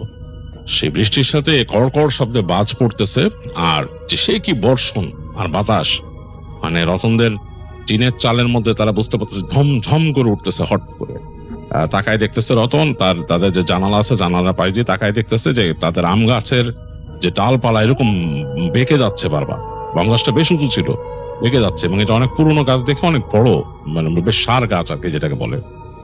তো রতনের কাছে বেশ ভালো লাগতো এরকম, যখন নাকি মানে বেলা শেষে সন্ধ্যার দিকে বৃষ্টি আসতো, সে তাকায় তাকায় দেখতো জানলা দিয়ে, তার কাছে বেশ লাগতো। সে দেখতেছে যে বৃষ্টি পড়তেছে, পড়ে তাদের যে উঠোনের মধ্যে দিয়ে পানি গড়িয়ে গড়িয়ে যাচ্ছে, এবং পানির মধ্যে ফোঁটা উঠতেছে। সে বুঝতে পারছে যে এই পানি উঠবে, পানি উঠে যাবে তাদের যে বাড়ি ঘরের, মানে একেবারে যে পর্যন্ত আর কি, টো পর্যন্ত, ঘরের লেভেলের একটু নিচে চলে যায় পানি যখন বেশি পানি উঠে। আর এমনি পানি উঠলে দেখা যাচ্ছে মোটামুটি পায়ের পাতা টাতা ভিজে আর কিরকম একটা অবস্থা। তো রতনের কাছে বেশ ভালো লাগতেছে, তাকায় দেখতেছে। সে বসে বসে নৌকা বানাচ্ছে যে সে পানিতে ছাড়বে যদি বৃষ্টি একটু কমে যায়, আর চাচায়ের মধ্যে কিভাবে আসবে এটা চিন্তা করতেছে। রতনের বাবাও বলতেছে রতনের আম্মাকে যে রতনের আম্মা, জসিম যে গেল, রতনের চাচার নাম ছিল জসিম, বললো জসিম যে গেল, কেমনে গেল, এখন কোথায় আছে, কি অবস্থা, আমি তো চিন্তায় পড়ে গেলাম। কারণ ওই মেন রাস্তায় তো পানি উঠে, বাজারে যাওয়ার যে রাস্তা ওইটার মধ্যে পানি উঠে যায় বেশ, মানে ওইটা একটা ঢালের মতো ছিল, বেশ ঢালের মতো। তো ওইখানে বেশ পানি উঠে যায়, ওইটা সে কিভাবে কি যাবে, তো খুব টেনশনে পড়ে গেল। এমনও হয়েছিল তাদের ওখানে একবার বেশ বৃষ্টি হওয়ার পর ওই ঢালের মধ্যে তাদেরকে নৌকা নিয়ে চলতে হয়েছিল, মানে একটা নৌকা ওই ঢালের অংশটা পার করে দেয়, মানে এরকম পানি উঠে গেছিল ওই জায়গা। যাই হোক, বর্তমানে সেখানে পুরাই রাস্তা, পাকা রাস্তা। এনিওয়ে, তো ওরকম একটা অবস্থা। তো রতনের আব্বা খুব চিন্তিত রতনের চাচাকে নিয়ে, যে তার কি হলো, সে তো বেরিয়েছে, এখন তো বোঝাইতে পারেনি, তিনি ভালোই জানেন। যাই হোক, চিন্তা করতে করতে তিনি কাজ করতেছেন, তার খাতা কলম কাগজ নিয়ে তিনি কিছু লিখতেছেন। রতন দেখতেছে তার বাবাকে, আর রতনের আম্মা রান্না করতেছে, খিচুড়ি রান্নার প্রিপারেশন নিচ্ছে। তিনি চুলায় চড়াইছেন জিনিসপত্র, একটা ঘ্রাণ আসতেছে, রতনের খুব ভালো লাগতেছে, ঘি দিয়ে চাল ডাল ভাজার মতো একটা ঘ্রাণ, খুব ভালো লাগতেছে রতনের কাছে। যাই হোক, এর মধ্যে ইলেকট্রিসিটি চলে গেল, চারিদিক অন্ধকার হয়ে গেছে। আর রতনের কাছে একটু অস্বস্তি লাগলো, কারণ সে একা বসে ছিল, একটু ভয় লাগা শুরু করলো। রতনের আব্বা ওখান থেকে বললো যে মোমবাতি থাকলে দিয়ে যাও রতনের আম্মাকে। রতনের আম্মা মোমবাতি নিয়ে আসলো, দেখলো যে তার বাবার কাছে দিয়ে আসলো একটা মোমবাতি আর একটা হারিকেন রতনের কাছে দিয়ে গেল। এখানে এই হালকা আলো, আর তিনি চলে গেছেন কিচেনে। আবার রান্না বাড়া হচ্ছে আর রতন চুপচাপ সোফায় বসে সে তাকায় আছে জানলার দিকে। জানলাটা হালকা খোলা, ঠান্ডা ঠান্ডা বাতাস আসতেছে, এরকম একটা অবস্থা। তো বেশ অনেকক্ষণ চলে গেছে, মানে অনেক সময় পার হয়ে গেছে। রতনের আব্বা ওই রুম থেকে চলে আসলেন, এসে রতনকে নিয়ে বসলেন, বললেন যে ইলেকট্রিসিটি যখন আসলো না, আজকে মনে হয় বেশ অনেকক্ষণ থাকবে না। কি করবা, তোমার চাচারে নিয়ে তো চিন্তা হইতেছে, আমি বেরোবো নাকি চিন্তা করতেছি। একটু পর রতনের আম্মাও চলে আসছে, এসে বললো যে আসলে চিন্তা হচ্ছে জসিমরে নিয়ে। কি হলো? এর মধ্যে কিন্তু খিচুড়ি রান্না হয়ে গেছে, বেশ ঘ্রাণ ছুটছে ঘরের ভেতরে। রতন আম্মা বলছে রান্না তো আমারও হয়ে গেল, আর ছেলেটা কি হলো এই বৃষ্টির মধ্যে, তুমি কি খবর নিবা? রতনের আব্বাকে বলতেছে। রতনের আব্বা বলতেছে আচ্ছা দেখি, চিন্তা করতেছি যে মানে কি হয়। তিনি উঠছেন, তিনি বেরোবেন ঘরের মধ্যে। এই সময় তাদের দরজার মধ্যে নক হলো, খুব অস্থির নক, ঘ্যাট ঘ্যাট ঘ্যাট ঘ্যাট ঘ্যাট। মানে তখনকার এরকম বাসার দরজা কিন্তু এক পাল্লার ছিল না, এটা 2 পাল্লার দরজা ছিল। তো মানে এগুলা নক করলে বেশ মানে ঝাঁকি লাগতো দরজায়, ঘ্যাট ঘ্যাট ঘ্যাট ঘ্যাট ঘ্যাট করে নক হয়েছে। তো নক হওয়ার পর সাথে সাথে রতনের আব্বা বললো কে কে এই কে, কোনো উত্তর দিচ্ছে না, ঘ্যাট ঘ্যাট ঘ্যাট ঘ্যাট আবার নক করতেছে, মানে খুব গায়ের জোরে কেউ নক করতেছে। তো রতনের আম্মা একটু ভয় পাইছে, সে বলছে কে? বলে আরে চুপ থাকো, জসিমই হইতে পারে। তিনি তাড়াতাড়ি গেলেন, রতনের আব্বা যে দরজার যে মাঝখানের কাঠ দিয়ে লাগায় রাখতো সেটা সরায় ফেললেন, সরায় ছিটকিনি নামাইলেন। ছিটকে নামানোর পর দেখলো দরজা ধাক্কা দিয়ে এরকম মানে দ্রুত ধাক্কা দিয়ে ঘরের মধ্যে ঢুকলো। মনে হলো যে মানে একটা বাতাসের মতো, কিন্তু তিনি তাকায় বুঝতে পারলেন অন্ধকারে বাইরের যে হালকা আলো আধারি এটার মধ্যে আর এই যে বৃষ্টির একটা ছাঁট আসছে, সেটা তিনি বুঝতে পারেন নাই। তারপরে বুঝলেন তার ভাই জসিম ঢুকছে ঘরের ভেতরে, এবং তার হাতে একটা ব্যাগ, আর হাতে মনে হয় কিছু একটা ধরা।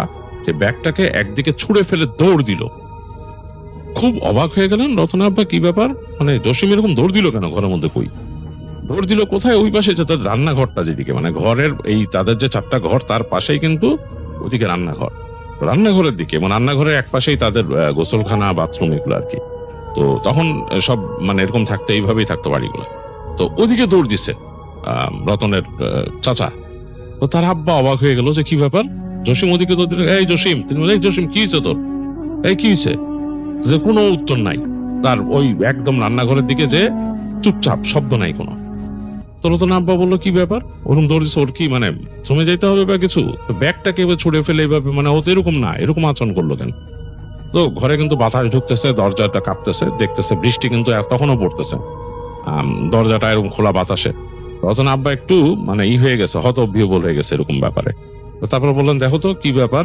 তো বলে তিনি হারিকেন নিলেন, আর রতন আম্মাকে বলছে দেখো তো কি ব্যাপার, কিন্তু তারপর নিজে হারিকেন নিছে, নিয়ে হাঁটা দিলেন, কারণ একটু মানে অবাক, তিনি ভেবাচাকা খাইছেন কি ব্যাপার।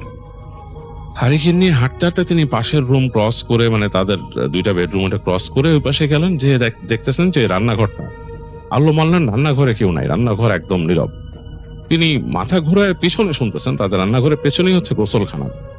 তো মানে মাঝখানে একটু জায়গা, স্টোর রুমের মতো, তারপর পেছনে গোসলখানার ওদিক থেকে শব্দ আসতেছে। গোসলখানার ভেতরে কিন্তু তাদের বাথরুম একদম কর্নারে, ওখানেই মানে দরজা দিয়ে আলাদা করা পার্টিশন।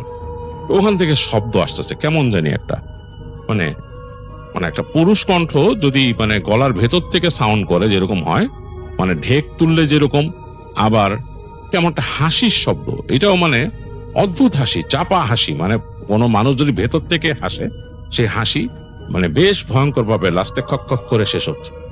আবার মনে হচ্ছে গলা চিকন করে কেউ কথা বলতেছে তার পেছনে। রতনের আব্বার সারা শরীরে রোম দাঁড়ায় গেছে। রতন কিন্তু তার মার সাথে গায়ে সেটে দূর থেকে দেখতেছে সিনটা, এবং সেও এই শব্দগুলো শুনতে পাচ্ছে। কেমন জানি একটা শব্দ, এই মনে হচ্ছে যে একটা মানুষ নিজের সাথে নিজে কথা বলতেছে, মানে আবার উত্তর দিচ্ছে, এবং যে প্রশ্ন করতেছে সে একটু মোটা স্বরে, আবার যে উত্তর দিচ্ছে সে একটু নিজের গলাটাকে চিকন করে চেপে। তো এই পর্যায়ে রতনের আব্বা আস্তে আস্তে হারিকেন নিয়ে গেল সেই গোসলখানা, মানে তাদের যে শাওয়ার গোসলখানা যেখানে গোসল করে সেই জায়গায় আস্তে করে উকি দিল হারিকেনটা নিয়ে। তিনি দেখতেছেন তাদের যে বাথরুমের দরজাটা সেটার সামনে একটা সিঁড়ি আছে, 2টা সিঁড়ির উপরে বসে আছে তার ভাই জসিম বসে আছেন, এবং তার হাতে সেই ইলিশ মাছ একটা ধরা, মোটামুটি ভালোই বড় সাইজের একটা ইলিশ মাছ ধরা, এবং সেই ইলিশ মাছের দিকে তাকিয়ে কি বলতেছে নিজে গলার ভেতর থেকে, আবার জিভ বের করে ইলিশ মাছটা চাটতেছে, সেই বড় ইলিশ মাছটাকে। সে যখন নাকি ওখানে হারিকেন নিয়ে ঢুকছে, ফট করে তার দিকে তার ভাই তাকালো, মনে হলো উদ্ভ্রান্তের মতো দৃষ্টি, চোখ দুইটা একদম লালচে, একদম মনে হচ্ছে কচলায় লাল বানায় ফেলছে এরকম। তার দিকে তাকায় বলছে, তোরা ইলিশ মাছ খাবি? এমন করে চেহারা করে বলছে, সেটা তিনি কল্পনা করে, তাকে এরকম অসম্মান করার প্রশ্নই আসে না তার ছোট ভাই। তাকে দাদা দাদা করে বলে, অনেক সম্মান করে। তো ইলিশ মাছ খাবি এমন করে বলছে, তিনি তার বুকের ভেতর ধক করে উঠছে। তারপর হ্যাঁ করে ইলিশ মাছটা নিয়ে তার ভাই ওখান থেকে লাফ দিয়ে দৌড় দিল। রতনের বাবা সরে যাচ্ছিল, কিন্তু তাকে ধাক্কা দিয়ে ফেলে দিল এক সাইডে, তিনি পড়ে গেলেন হারিকেন নিয়ে। তারপর দেখলেন হুড়মুড় করে তার ভাই বের হয়ে গেল। রতনের মা তাড়াতাড়ি রতনকে নিয়ে সাইডে সরে গেছে, দেখে দৌড় দিয়ে বের হয়ে যে তাদের যে মূল দরজা দিয়ে বের হয়ে গেছে। আবার রতনের বাবা তাড়াতাড়ি পড়িমড়ি করে উঠে, ওই হারিকেন কিন্তু পড়ে গেছিল, নেভে নাই তখনও, তিনি হারিকেন নিয়ে আবার দৌড় দিলেন। দৌড় দিয়ে দরজার কাছে যে দেখতেছে তার ভাই, এতটুক সময় তিনি আস্তে আস্তে দৌড় দিয়ে ওইখানকার তাদের যে আম গাছটা ছিল উঠানে মাঝখানে, সে আম গাছের প্রায় অর্ধেক উঠে গেছে, টিকটিকির মতো, টিকটিকি যেভাবে ওঠে ওইভাবে করে উঠে গেছে। এবং উঠতে উঠতে আম গাছের একেবারে মগ ডালের কাছে উঠে গেল, একেবারে মগ ডাল, যেখানে কোনোভাবে স্বাভাবিকভাবে একটা মানুষের ওঠা সম্ভব না, সেরকম ভাবে উঠে গেছে। এবং আকাশের আলো বা বিজলি চমকাচ্ছে তো মাঝে মাঝে, এর মধ্যে দেখা যাচ্ছে। সে মনে হলো যে একটা টিকটিকি যেভাবে উঠে যায় সেইভাবে করে একদম মগ ডালের কাছে, যে কোনো একটা ডালে তার ভাই উঠে গেছে। এবং খুব আশ্চর্যজনক ব্যাপার, সে ইলিশ মাছটাকে কামড়ায় ধরে রাখছে, দাঁতে কামড়ায় ধরে রাখছে, মগ ডালে উঠে গেছে এবং বাতাসে এরকম দুলতেছে বিপজ্জনক ভাবে যে পড়ে যাবে এরকম। আর ওইখানে উঠে সে এক হাত দিয়ে ডালটাকে মশলায় ধরছে, পেঁচায় ধরছে, এক হাত দিয়ে মাছটাকে নিয়ে শব্দ করতেছে, হাসতেছে ওইখান থেকে। খুবই ভয়ানক একটা সিন। রতনের বাবা শুধু বলল তার মাকে যে রতনের চোখ ঢেকে রাখা, সরাও ওখান থেকে। রতনের মা চোখ ঢেকে সরাইছে, তিনি ভয়ে দোয়া পড়তেছেন, তাড়াতাড়ি মাথায় আরো কাপড় বেশি করে টেনে তিনি কাঁপতেছেন আর দোয়া পড়তেছেন রতনের মা। রতন বুঝতেছে তার মা কাঁপতেছে। রতনের বাবা কিছুক্ষণ চিন্তা করলেন, কিন্তু নিজের ভাই, তার বেরোইতে হবে, তিনি তাড়াতাড়ি হ্যারিকেনটা নিয়ে দৌড় দিয়ে চলে গেলেন উঠানে। বৃষ্টির মধ্যে তিনি ভিজে গেছেন বেরোতে বেরোতে। রতনের মা দেখতে, রতনের মা জোরে জোরে দোয়া পড়তেছে, রতনের বাবাও দোয়া পড়তে গেছে এখানে। তারা বুঝছে জিনিসটা খারাপ কিছু। গাছের নিচে যে তার ভাই বলতেছে, রতনের বাবা বলতেছে, এই তুই নিচে নাম তাড়াতাড়ি। আর সে হাসতেছে আর আজে বাজে কথা বলতেছে, আজে বাজে গালি দিতেছে রতনের বাবাকে। রতনের বাবা এখান থেকে অনেক জোরে জোরে বললো নাম, বলে দোয়া পড়তেছেন। তিনি যা পারেন, তিনি মোটামুটি ইবাদত বন্দি করতেন, দোয়া পড়তেছেন, দেখতেছেন না নামতেছে না। এবং তিনি যত দোয়া পড়েন তাকে তার ভাই ততই বকাঝকা করতেছে, উপর থেকে গালি দিচ্ছে। এবং তার হাতে ইলিশ মাছটা ধরা, এক পর্যায়ে দেখলো যে সেটাকে কামড়ায় খুবড়ায় অনেকখানি অংশ কাঁচা নিয়ে ফেলে সেই মাছটাকে ছুঁড়ে মারলো রতনের বাবার দিকে। রতনের বাবা সরে গেল, যে মাছটা থাপাস করে পড়লো তাদের উঠানে। তখন রতনের বাবা নিজে দৌড়ে যে আম গাছে ওঠা শুরু করলো, দেখলো আম গাছে উঠতেছেন রতনের বাবা। এবং সে মনে হলো আরো উপরে ওঠা শুরু করলো, এবং তার ওঠাটা একদম লিকলিকা, এটা রতনের নিজের চোখে দেখা। মনে হচ্ছে যেভাবে টিকটিকি উঠে যায় সেভাবে উঠে যাচ্ছে সে আরো বিপজ্জনক ডালের দিকে। রতনের বাবা বার বলতেছে, উঠিস না, দোয়া পড়তেছে না। আর সে হাসতেছে পেছন দিকে, তার চাচা, আর আরো উঠে যাচ্ছে। একবার একেবারে পাতলা একটা ডালের মধ্যে উঠে সেটা ভেঙে কড়াত করে তার চাচা একদম ডাল সহ নিচে পড়লেন। তো রতনের বাবাও তখন সেখান থেকে লাফ দিয়ে নিচে নামলেন, একটা ডাল ধরে ঝুলে লাফ দিয়ে নিচে নামলেন। নেমে দেখলেন যে তার ভাই ওঠার চেষ্টা করতে পারতেছে না, তিনি তাকে চাপটে ধরলেন, যে ধরে দোয়া পড়া শুরু করলেন তার কানের কাছে। তো রতনের বাবা কিন্তু বেশ বলশালী ছিলেন, বেশ মাস্কুলার। একটা সময় তিনি কুস্তি করতেন। রতন বলছে তার বাবা কুস্তিতে চ্যাম্পিয়ন ছিল, গ্রামের বাড়িতে তার মেডেল আছে এগুলো। তো তিনি এরকম জোরে চেপে ধরছেন ভাইকে, কিন্তু ভাই অসম্ভব শক্তি তার বাবাকে মনে ছুঁড়ে ফেলে দিলেন পাশে, এক সাইডে। তারপর লাফ দিয়ে তার বাবার উপর পড়ে তার বাবার গলা পেঁচায় ধরলো, চেপে ধরলো। তার বাবাকে এমন ভাবে চেপে ধরছে যে পানিতে মুখ ডুবে যাচ্ছে। রতনের আম্মা নাকি বেরোয় যেতে গেছিল রতনকে রেখেই, সে বাধা দিবে। রতন কান্না শুরু করলো মাকে ধরে, এখন মা বেরোতে পারতেছেন রতনের জন্য, তিনি বেরোতে পারছেন না, তিনি ওখান থেকে জোরে জোরে দোয়া পড়তেছেন। তো এই সময় রতনের বাবা নাকি তার দুই পা তুলে তার ভাইয়ের ঘাড়ের কাছে পেঁচায়, কুস্তির কৌশলে বা জুডোর কৌশলে এইরকমই আর কি, পাটা পেঁচায় তার ভাইকে চাপ দিলেন পা দিয়ে। চাপ দেওয়ার সাথে সাথে রতনের চাচা পড়ে গেলেন, মাটিতে পড়ে গেল মাথার নিচের দিকে। তিনি ওই একই প্যাচে তার হাতটা মোচড়ায় ধরে পিছনে নিয়ে আসলেন, তাকে মাটির সাথে চেপে ধরলেন। এখন তিনি হয়তো তার ভাই বলে কিছু করতেছেন না, তার অনেক পেশেন্স। তিনি চেপে ধরে তিনি দোয়া পড়তেছেন। অন্য কোন প্রতিপক্ষ হলো এখানে অনেক কিছু করা যায়, হাত ভাঙা যায়, অনেক কিছু করা যায়, কিন্তু তিনি সেটা করতেছেন না। তিনি দোয়া পড়তেছেন জোরে জোরে, এবং তার ভাই ছোটার চেষ্টা করতেছে আসরিক শক্তিতে। অনেক জোরে দোয়া করছেন। এক পর্যায়ে রতনের মা আর থাকলেন না, রতনকে ঘরের মধ্যে সরাই দিয়ে তিনি দৌড়ায় বের হয়ে গেলেন। তিনি দোয়া পড়তে পড়তে যে ফু দিলেন, রতনের চাচার কানের মধ্যে ফু দিলেন, সূরা পড়ে ফু দিলেন। তো সেটা পড়ার সাথে সাথে নাকি আত্মচিৎকার করে কাঁপতে কাঁপতে রতনের চাচা মানে নিথর হয়ে গেল, মানে একদম থেমে গেল আর কি, তিনি মানে বেহুশ হয়ে গেছে, জ্ঞান হারায় ফেলছে। তো রতনের বাবা মনে হয় হাঁপ ছেড়ে বাঁচলেন, তিনি কিছুক্ষণ হাঁপায় তারপর তার মানে রতনের চাচাকে টেনে ঘরের দিকে আনলেন, কারণ তিনি পারতেছেন না উঁচা করে আনতে। টেনে ছেঁচড়ে আইনে ঘরের মধ্যে উঠাইলেন। রতনের আম্মা বলছে যে ঘরে আনতেছো, যেটা আবার পাগলামি করে, তিনি বলছে রশি আনো, রশি। তাড়াতাড়ি রতনের আম্মা রশি নিয়ে আসলো, এবং মোটা বড় রশি ছিল না, শুকলি রশি, ওগুলো দিয়ে তিনি ভাইয়ের হাত বাঁধলেন, পা বাঁধলেন, বেঁধে তিনি দোয়া পড়া শুরু করলেন। দোয়া পড়তেছেন, একটু পর পর কেঁপে উঠতেছে রতনের চাচা। রতন এগুলো দেখতেছে কোনার মধ্যে সোফায় চুপচাপ বসে গায়ের মধ্যে কাঁথা নিয়ে। এরকম কাঁপতে কাঁপতে রতনের চাচা এক সময় একদম কাঁপা শুরু করলো পুরা, এবং কাঁপা শুরু করলো। তারপর তার আবার হুঁশ আসলে চিৎকার করতেছে, তিনি খুব চিৎকার করতেছে। রতনের বাবা বললো যে আমি তো পারবো না, তখন বৃষ্টি একটু থেমে গেছে, কমে গেছে। তিনি বললেন যে অমুক সাহেবের মানে তাদের কাছের বাসার, বলে ওনাকে একটু ডেকে নিয়ে আসো। হ্যাঁ, ওনার বড় ভাই আবার বড় হুজুর আর কি, ওনাকে ডেকে নিয়ে আসো, উনি এসে দেখি কি করা যায়, রতনকে নিয়ে যাও। মাকে বলো। তার আম্মা ভয় পাচ্ছে, কিন্তু একা রেখে যেতে চাচ্ছে না রতনের বাবাকে। রতনের বাবা জোর করে বললেন যে তুমি যাও, নাইলে কিন্তু বিপদ হবে, ও দেখতেছে কেমন করতেছে। তো তখন রতনের আম্মা রতনকে নিয়ে একটা ছাতি নিয়ে ঘর থেকে হারিকেন নিয়ে বের হলেন, এবং এই হালকা হালকা বৃষ্টি তখন চিটচিট পড়তেছে। রতন কে কোলে রাখতে পারতেছে না তার মা, কারণ রতনের তখন অনেক মোটামুটি ওজন হয়ে গেছে, উনি হালকা পাতলা ছিলেন রতনের আম্মা, তিনি রাখতে পারছেন। রতন এক পর্যায়ে বললো যে মা আমি নামবো। তো তার মা তারপরও তাকে ছাড়তেছে না, সে জোর করে নেমে গেল মায়ের কোল থেকে। রতন তখন দেখছে যে তার হাঁটুর উপর উঠে যায় পানি, এতখানি পানি সেখানে রাস্তায়। তো যাই হোক, সেগুলো পাড়ায় তার আম্মার সে গেল সেই যে প্রতিবেশীর বাসায়। রাস্তাঘাট এত ভয়ের, রতনের কাছে খুব ভয় লাগতেছিল, একদম নিতর নীরব, এবং সে তার বাবার কথা চিন্তা করতেছিল যে বাবার কি অবস্থা। সে বুঝতে পারছে তার চাচাকে কিনে ধরছে, এটা সে বুঝতে পারছে, কারণ তাদের ওই এলাকায় এসব কথা প্রচলিত ছিল তখন।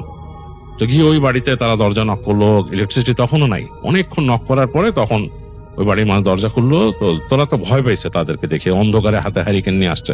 তো বললো যে কি ব্যাপার ভাবি, কি হয়েছে? তখন রতন আম্মা বললো আমাদের বিপদ, আমাদের বাসায় আমার দেবরকে জিনে ধরছে। এটা বলার পর তখন ওই বাসার যিনি ছিলেন, যে বড় ভাই যেটা বলছে, যিনি হুজুর, তিনি অনেক মোটামুটি অনেক কামেল মানুষ ছিলেন, তিনি আসলেন সাথে সাথে। আসার পর তিনি দেখতেছেন যে অলরেডি চিৎকার চেঁচামেচি করতেছে তার চাচা এবং তার বাবা, ওখান থেকে ধস্তাধস্তির সাথে মানে এমন ভাবে মানে সে ঝাঁকা দিতেছে যে সোফা ভেঙে ফেলবে, সে সোফার মধ্যে যে তাকে শোয়া রাখছে জোর করে। তো তিনি ঢুকলেন, তিনি ওইখান থেকে দোয়া পড়তে পড়তে ঘরে ঢুকলেন। তার যে তেলাওয়াত, তার এই শব্দে পুরা একদম নিথর হয়ে গেল রতনের চাচা, আর কোনো শব্দ করলো না। তো তিনি এসে দোয়া পড়লেন, দোয়া পড়ে অনেকক্ষণই করলেন। এর মাঝে কারেন্ট চলে আসলো তাদের বাসায়। তো কারেন্ট চলে আসার পর তিনি ওই রুকাইয়া করলেন তার চাচাকে। রতন কিন্তু দেখছে তার মায়ের সাথে অন্য রুমে বসে, তো রুকাইয়া করলেন। তো দেখলেন যে তার চাচা কথা বলতেছে, সে বলতেছে ওই যে তেঁতুল গাছের ওইখানে আমি থাকি, ওইখান থেকে আসছি। ওই তেঁতুল গাছের ওই প্লটটা সম্বন্ধে তারা জানতো, এবং জানতো যে ওইখানে একটা ফ্যামিলি থাকতো, তারা ওখানে কেয়ারটেকার ছিল আর কি, মূল যে জায়গাটা কিনছিল তারা রাখছিল, এবং তাদের ফ্যামিলিতে কি একটা সমস্যা হয়েছে জানি, যাই হোক তারা আর থাকতো না। অফ এন্ড অন ওই লোকটা মাঝে মাঝে আসতো, তো ওইখানে নাকি সমস্যা, ওখান থেকেই নাকি আসছে রতনের চাচাকে এসে ধরছে। যাই হোক, তো উনি বেশ অনেকক্ষণ ধরে রুকাইয়া করে এক সময় তার চাচাকে ছেড়ে গেল। তো ছেড়ে যাওয়ার পর তিনি দোয়া দরুদ পড়লেন, পড়া পানি আনতে বললেন বাসায় যদি জমজমের পানি থাকে তাও তো, জমজমের পানি ছিল একসময় আমাদের সবার বাসায় কিন্তু জমজমের পানি থাকতো, এখনো আছে, আমার বাসায় এখন আলহামদুলিল্লাহ আছে, অনেকেই রাখেন। যাই হোক, সেই জমজমের পানি তাকে ছিটাই দিল, খাওয়াইলো, এবং তারপর দেখা গেল যে তার চাচা চোখ মিলছে, তার কিচ্ছু মনে নাই, সারা শরীরে ব্যথা। সে শুধু রতনের বাবাকে দেখে বলছে দাদা আমার শরীরে ব্যথা।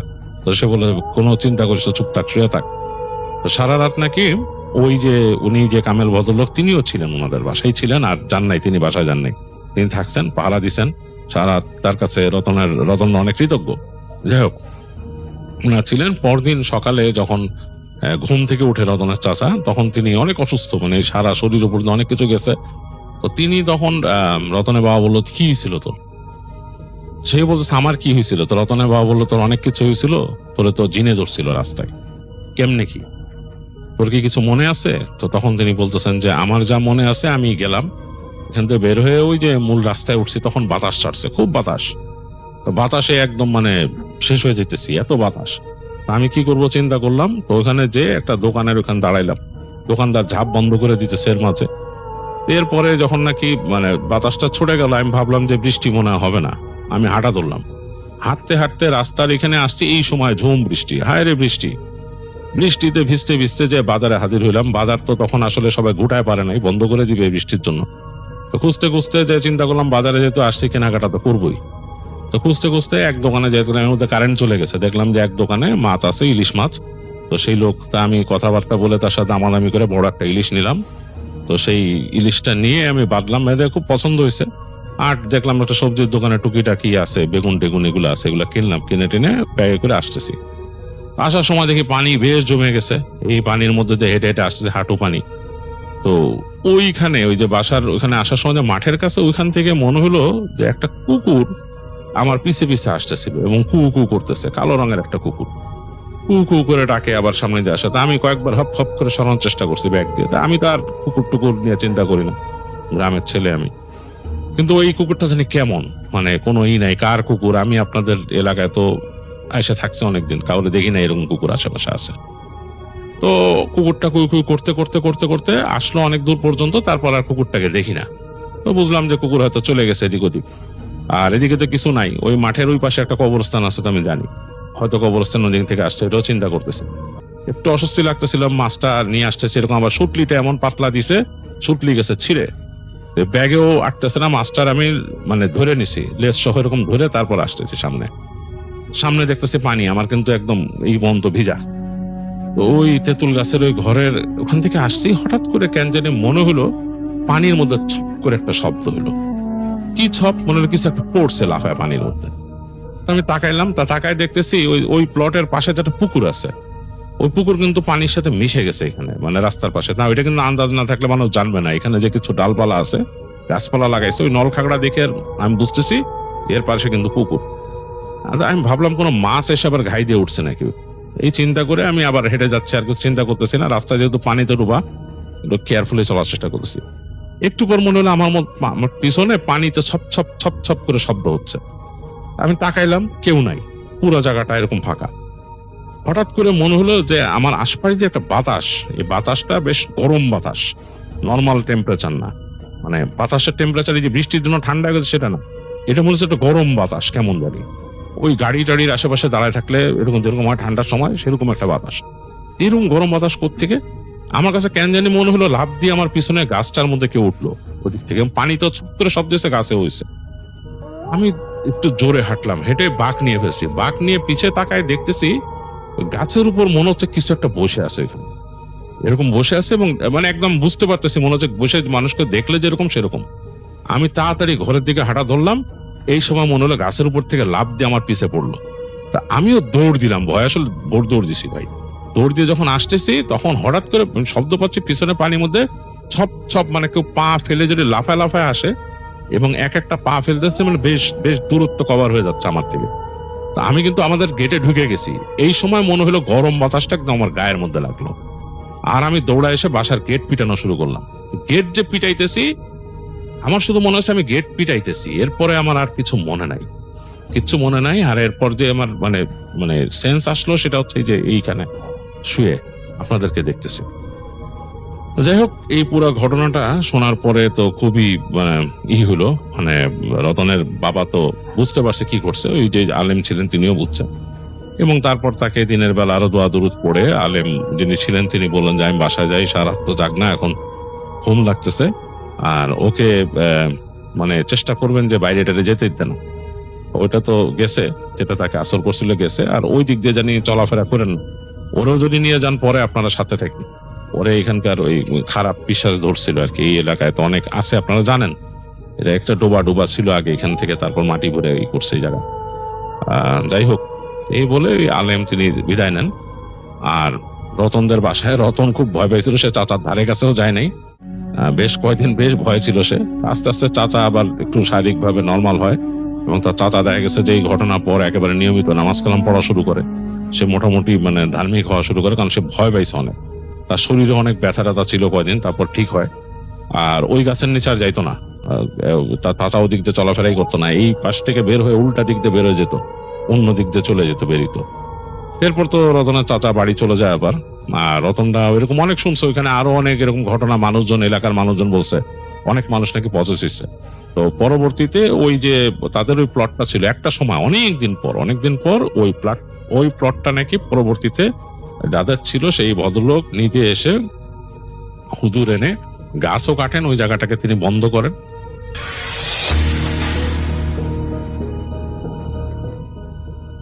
আসসালামু আলাইকুম রাসেল ভাই, আমি অনন্যা বলছি।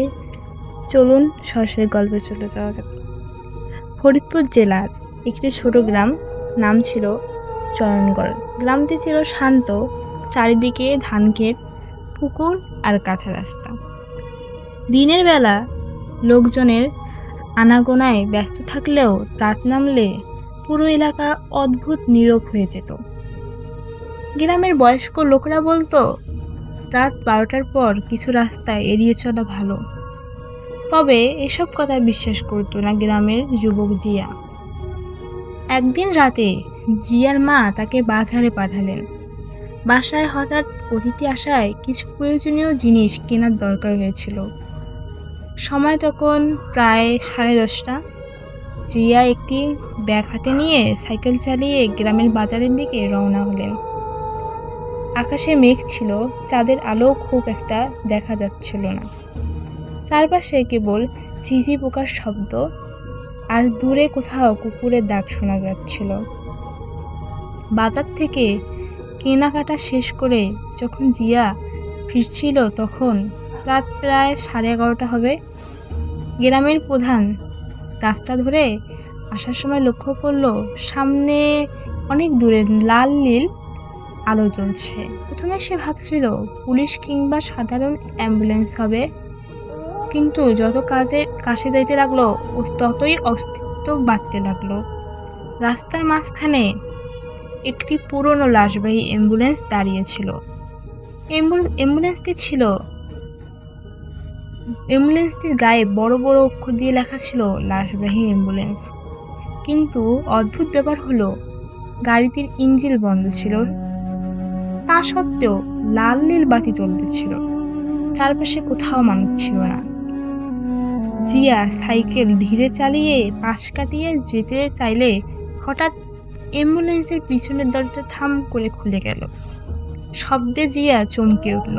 সে থেমে চারিদিকে তাকালো, কিন্তু সেখানে কাউকে দেখতে পেল না। ঠিক তখনই অ্যাম্বুলেন্সের ভিতর থেকে কর্কশ গলায় কেউ বলল, এই ছেলে, একটু সাহায্য করো। জিয়ার বুক ধক করে উঠল। ভিতরে তাকিয়ে দেখলো সাদা কাপড়ে ঢাকায় একটি স্ট্রেচার রাখা। পাশে দাঁড়িয়ে আছে একজন বৃদ্ধ মানুষ। তার মুখ ফ্যাকাশে, চোখ দুটো অস্বাভাবিকভাবে গভীর ছিল। বৃদ্ধ বলল, লাশটি নামাতে হবে, একা পারছি না। জিয়া ভয় পেয়েও ভদ্রতার খাতিরে কাছে গেল। কিন্তু কয়েক কদম যেতেই তার মনে হলো কিছু একটা ঠিক নেই, কারণ বৃদ্ধের পা মাটি ঠিকমতো স্পর্শ করছে না। জিয়া থেমে গেল। চাচা, আরে কেউ নেই? বৃদ্ধ ধীরে ধীরে মাথা তুলে বলল, নেই, তুমি সাহায্য করো। হঠাৎ বৃদ্ধের চোখ দুটো অস্বাভাবিকভাবে জ্বলে উঠল। জিয়া আর এক মুহূর্তও দাঁড়ালো না।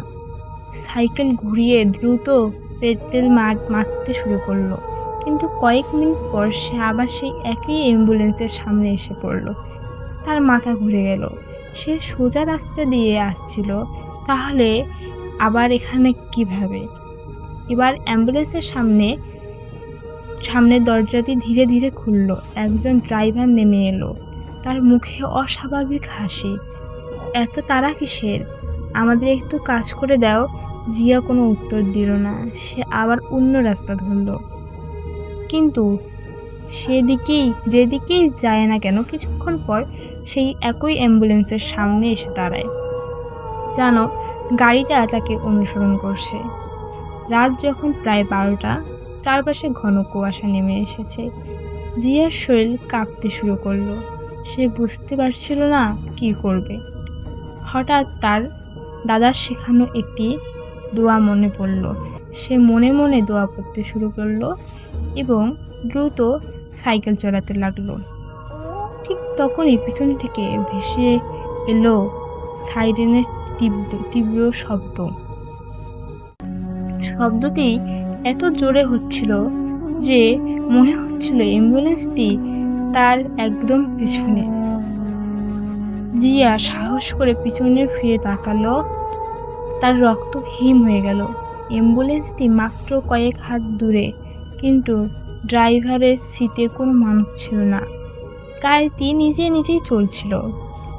তার পিছনে কাছের ভিতর কয়েকটি ফ্যাকাশে মুখ তার দিকে তাকিয়েছিল। জিয়া প্রাণপণে সাইকেল চালাতে লাগলো। সামনে গ্রামের পুরনো মসজিদের মিনার দেখতে পেল। সে সোজা মসজিদের দিকে চলে গেল। মসজিদের গেটের কাছে পৌঁছে সঙ্গে সঙ্গে সামনের সাইরেনের শব্দ থেমে গেল। সে পিছনে তাকিয়ে দেখলো অ্যাম্বুলেন্সটি রাস্তার মাঝখানে দাঁড়িয়ে আছে। কয়েক সেকেন্ড পর লাল নীল আলো নিভে গেল। তারপর ধীরে ধীরে কুয়াশার মধ্যে মিলিয়ে গেল গাড়িটি। জিয়া কাঁপতে কাঁপতে মসজিদের বারান্দায় বসে পড়ল। পরের দিন সকালে সে গ্রামবাসীদের সব ঘটনা খুলে বলল। তখন গ্রামের এক বৃদ্ধ জানালেন, বহু বছর আগে এই রাস্তায় একটি লাশবাহী অ্যাম্বুলেন্স ভয়াবহ দুর্ঘটনার শিকার হয়েছিল। ড্রাইভার সহ কয়েকজন মারা গিয়েছিল। তারপর থেকে মাঝে মধ্যে গভীর রাতে মানুষ নাকি রহস্যময় লাল নীল আলো আর একটি পুরনো অ্যাম্বুলেন্স দেখতে পায়। সেদিনের পর জিয়া আর কখনো গভীর রাতে একা ওই রাস্তা দিয়ে যায়নি। আর যখনই রাতে নীরবতায় দূর থেকে কোনো অ্যাম্বুলেন্সের সাইরেন ভেসে আসে, তখন তার মনে পড়ে যায় সেই ভয়ানক রাতের কথা। যে রাতে ফরিদপুরের নির্জন রাস্তায় একটি রহস্যময় লাশবাহী অ্যাম্বুলেন্স তাকে বারবার আটকে দিয়েছিল। ধন্যবাদ কাসের ভাই।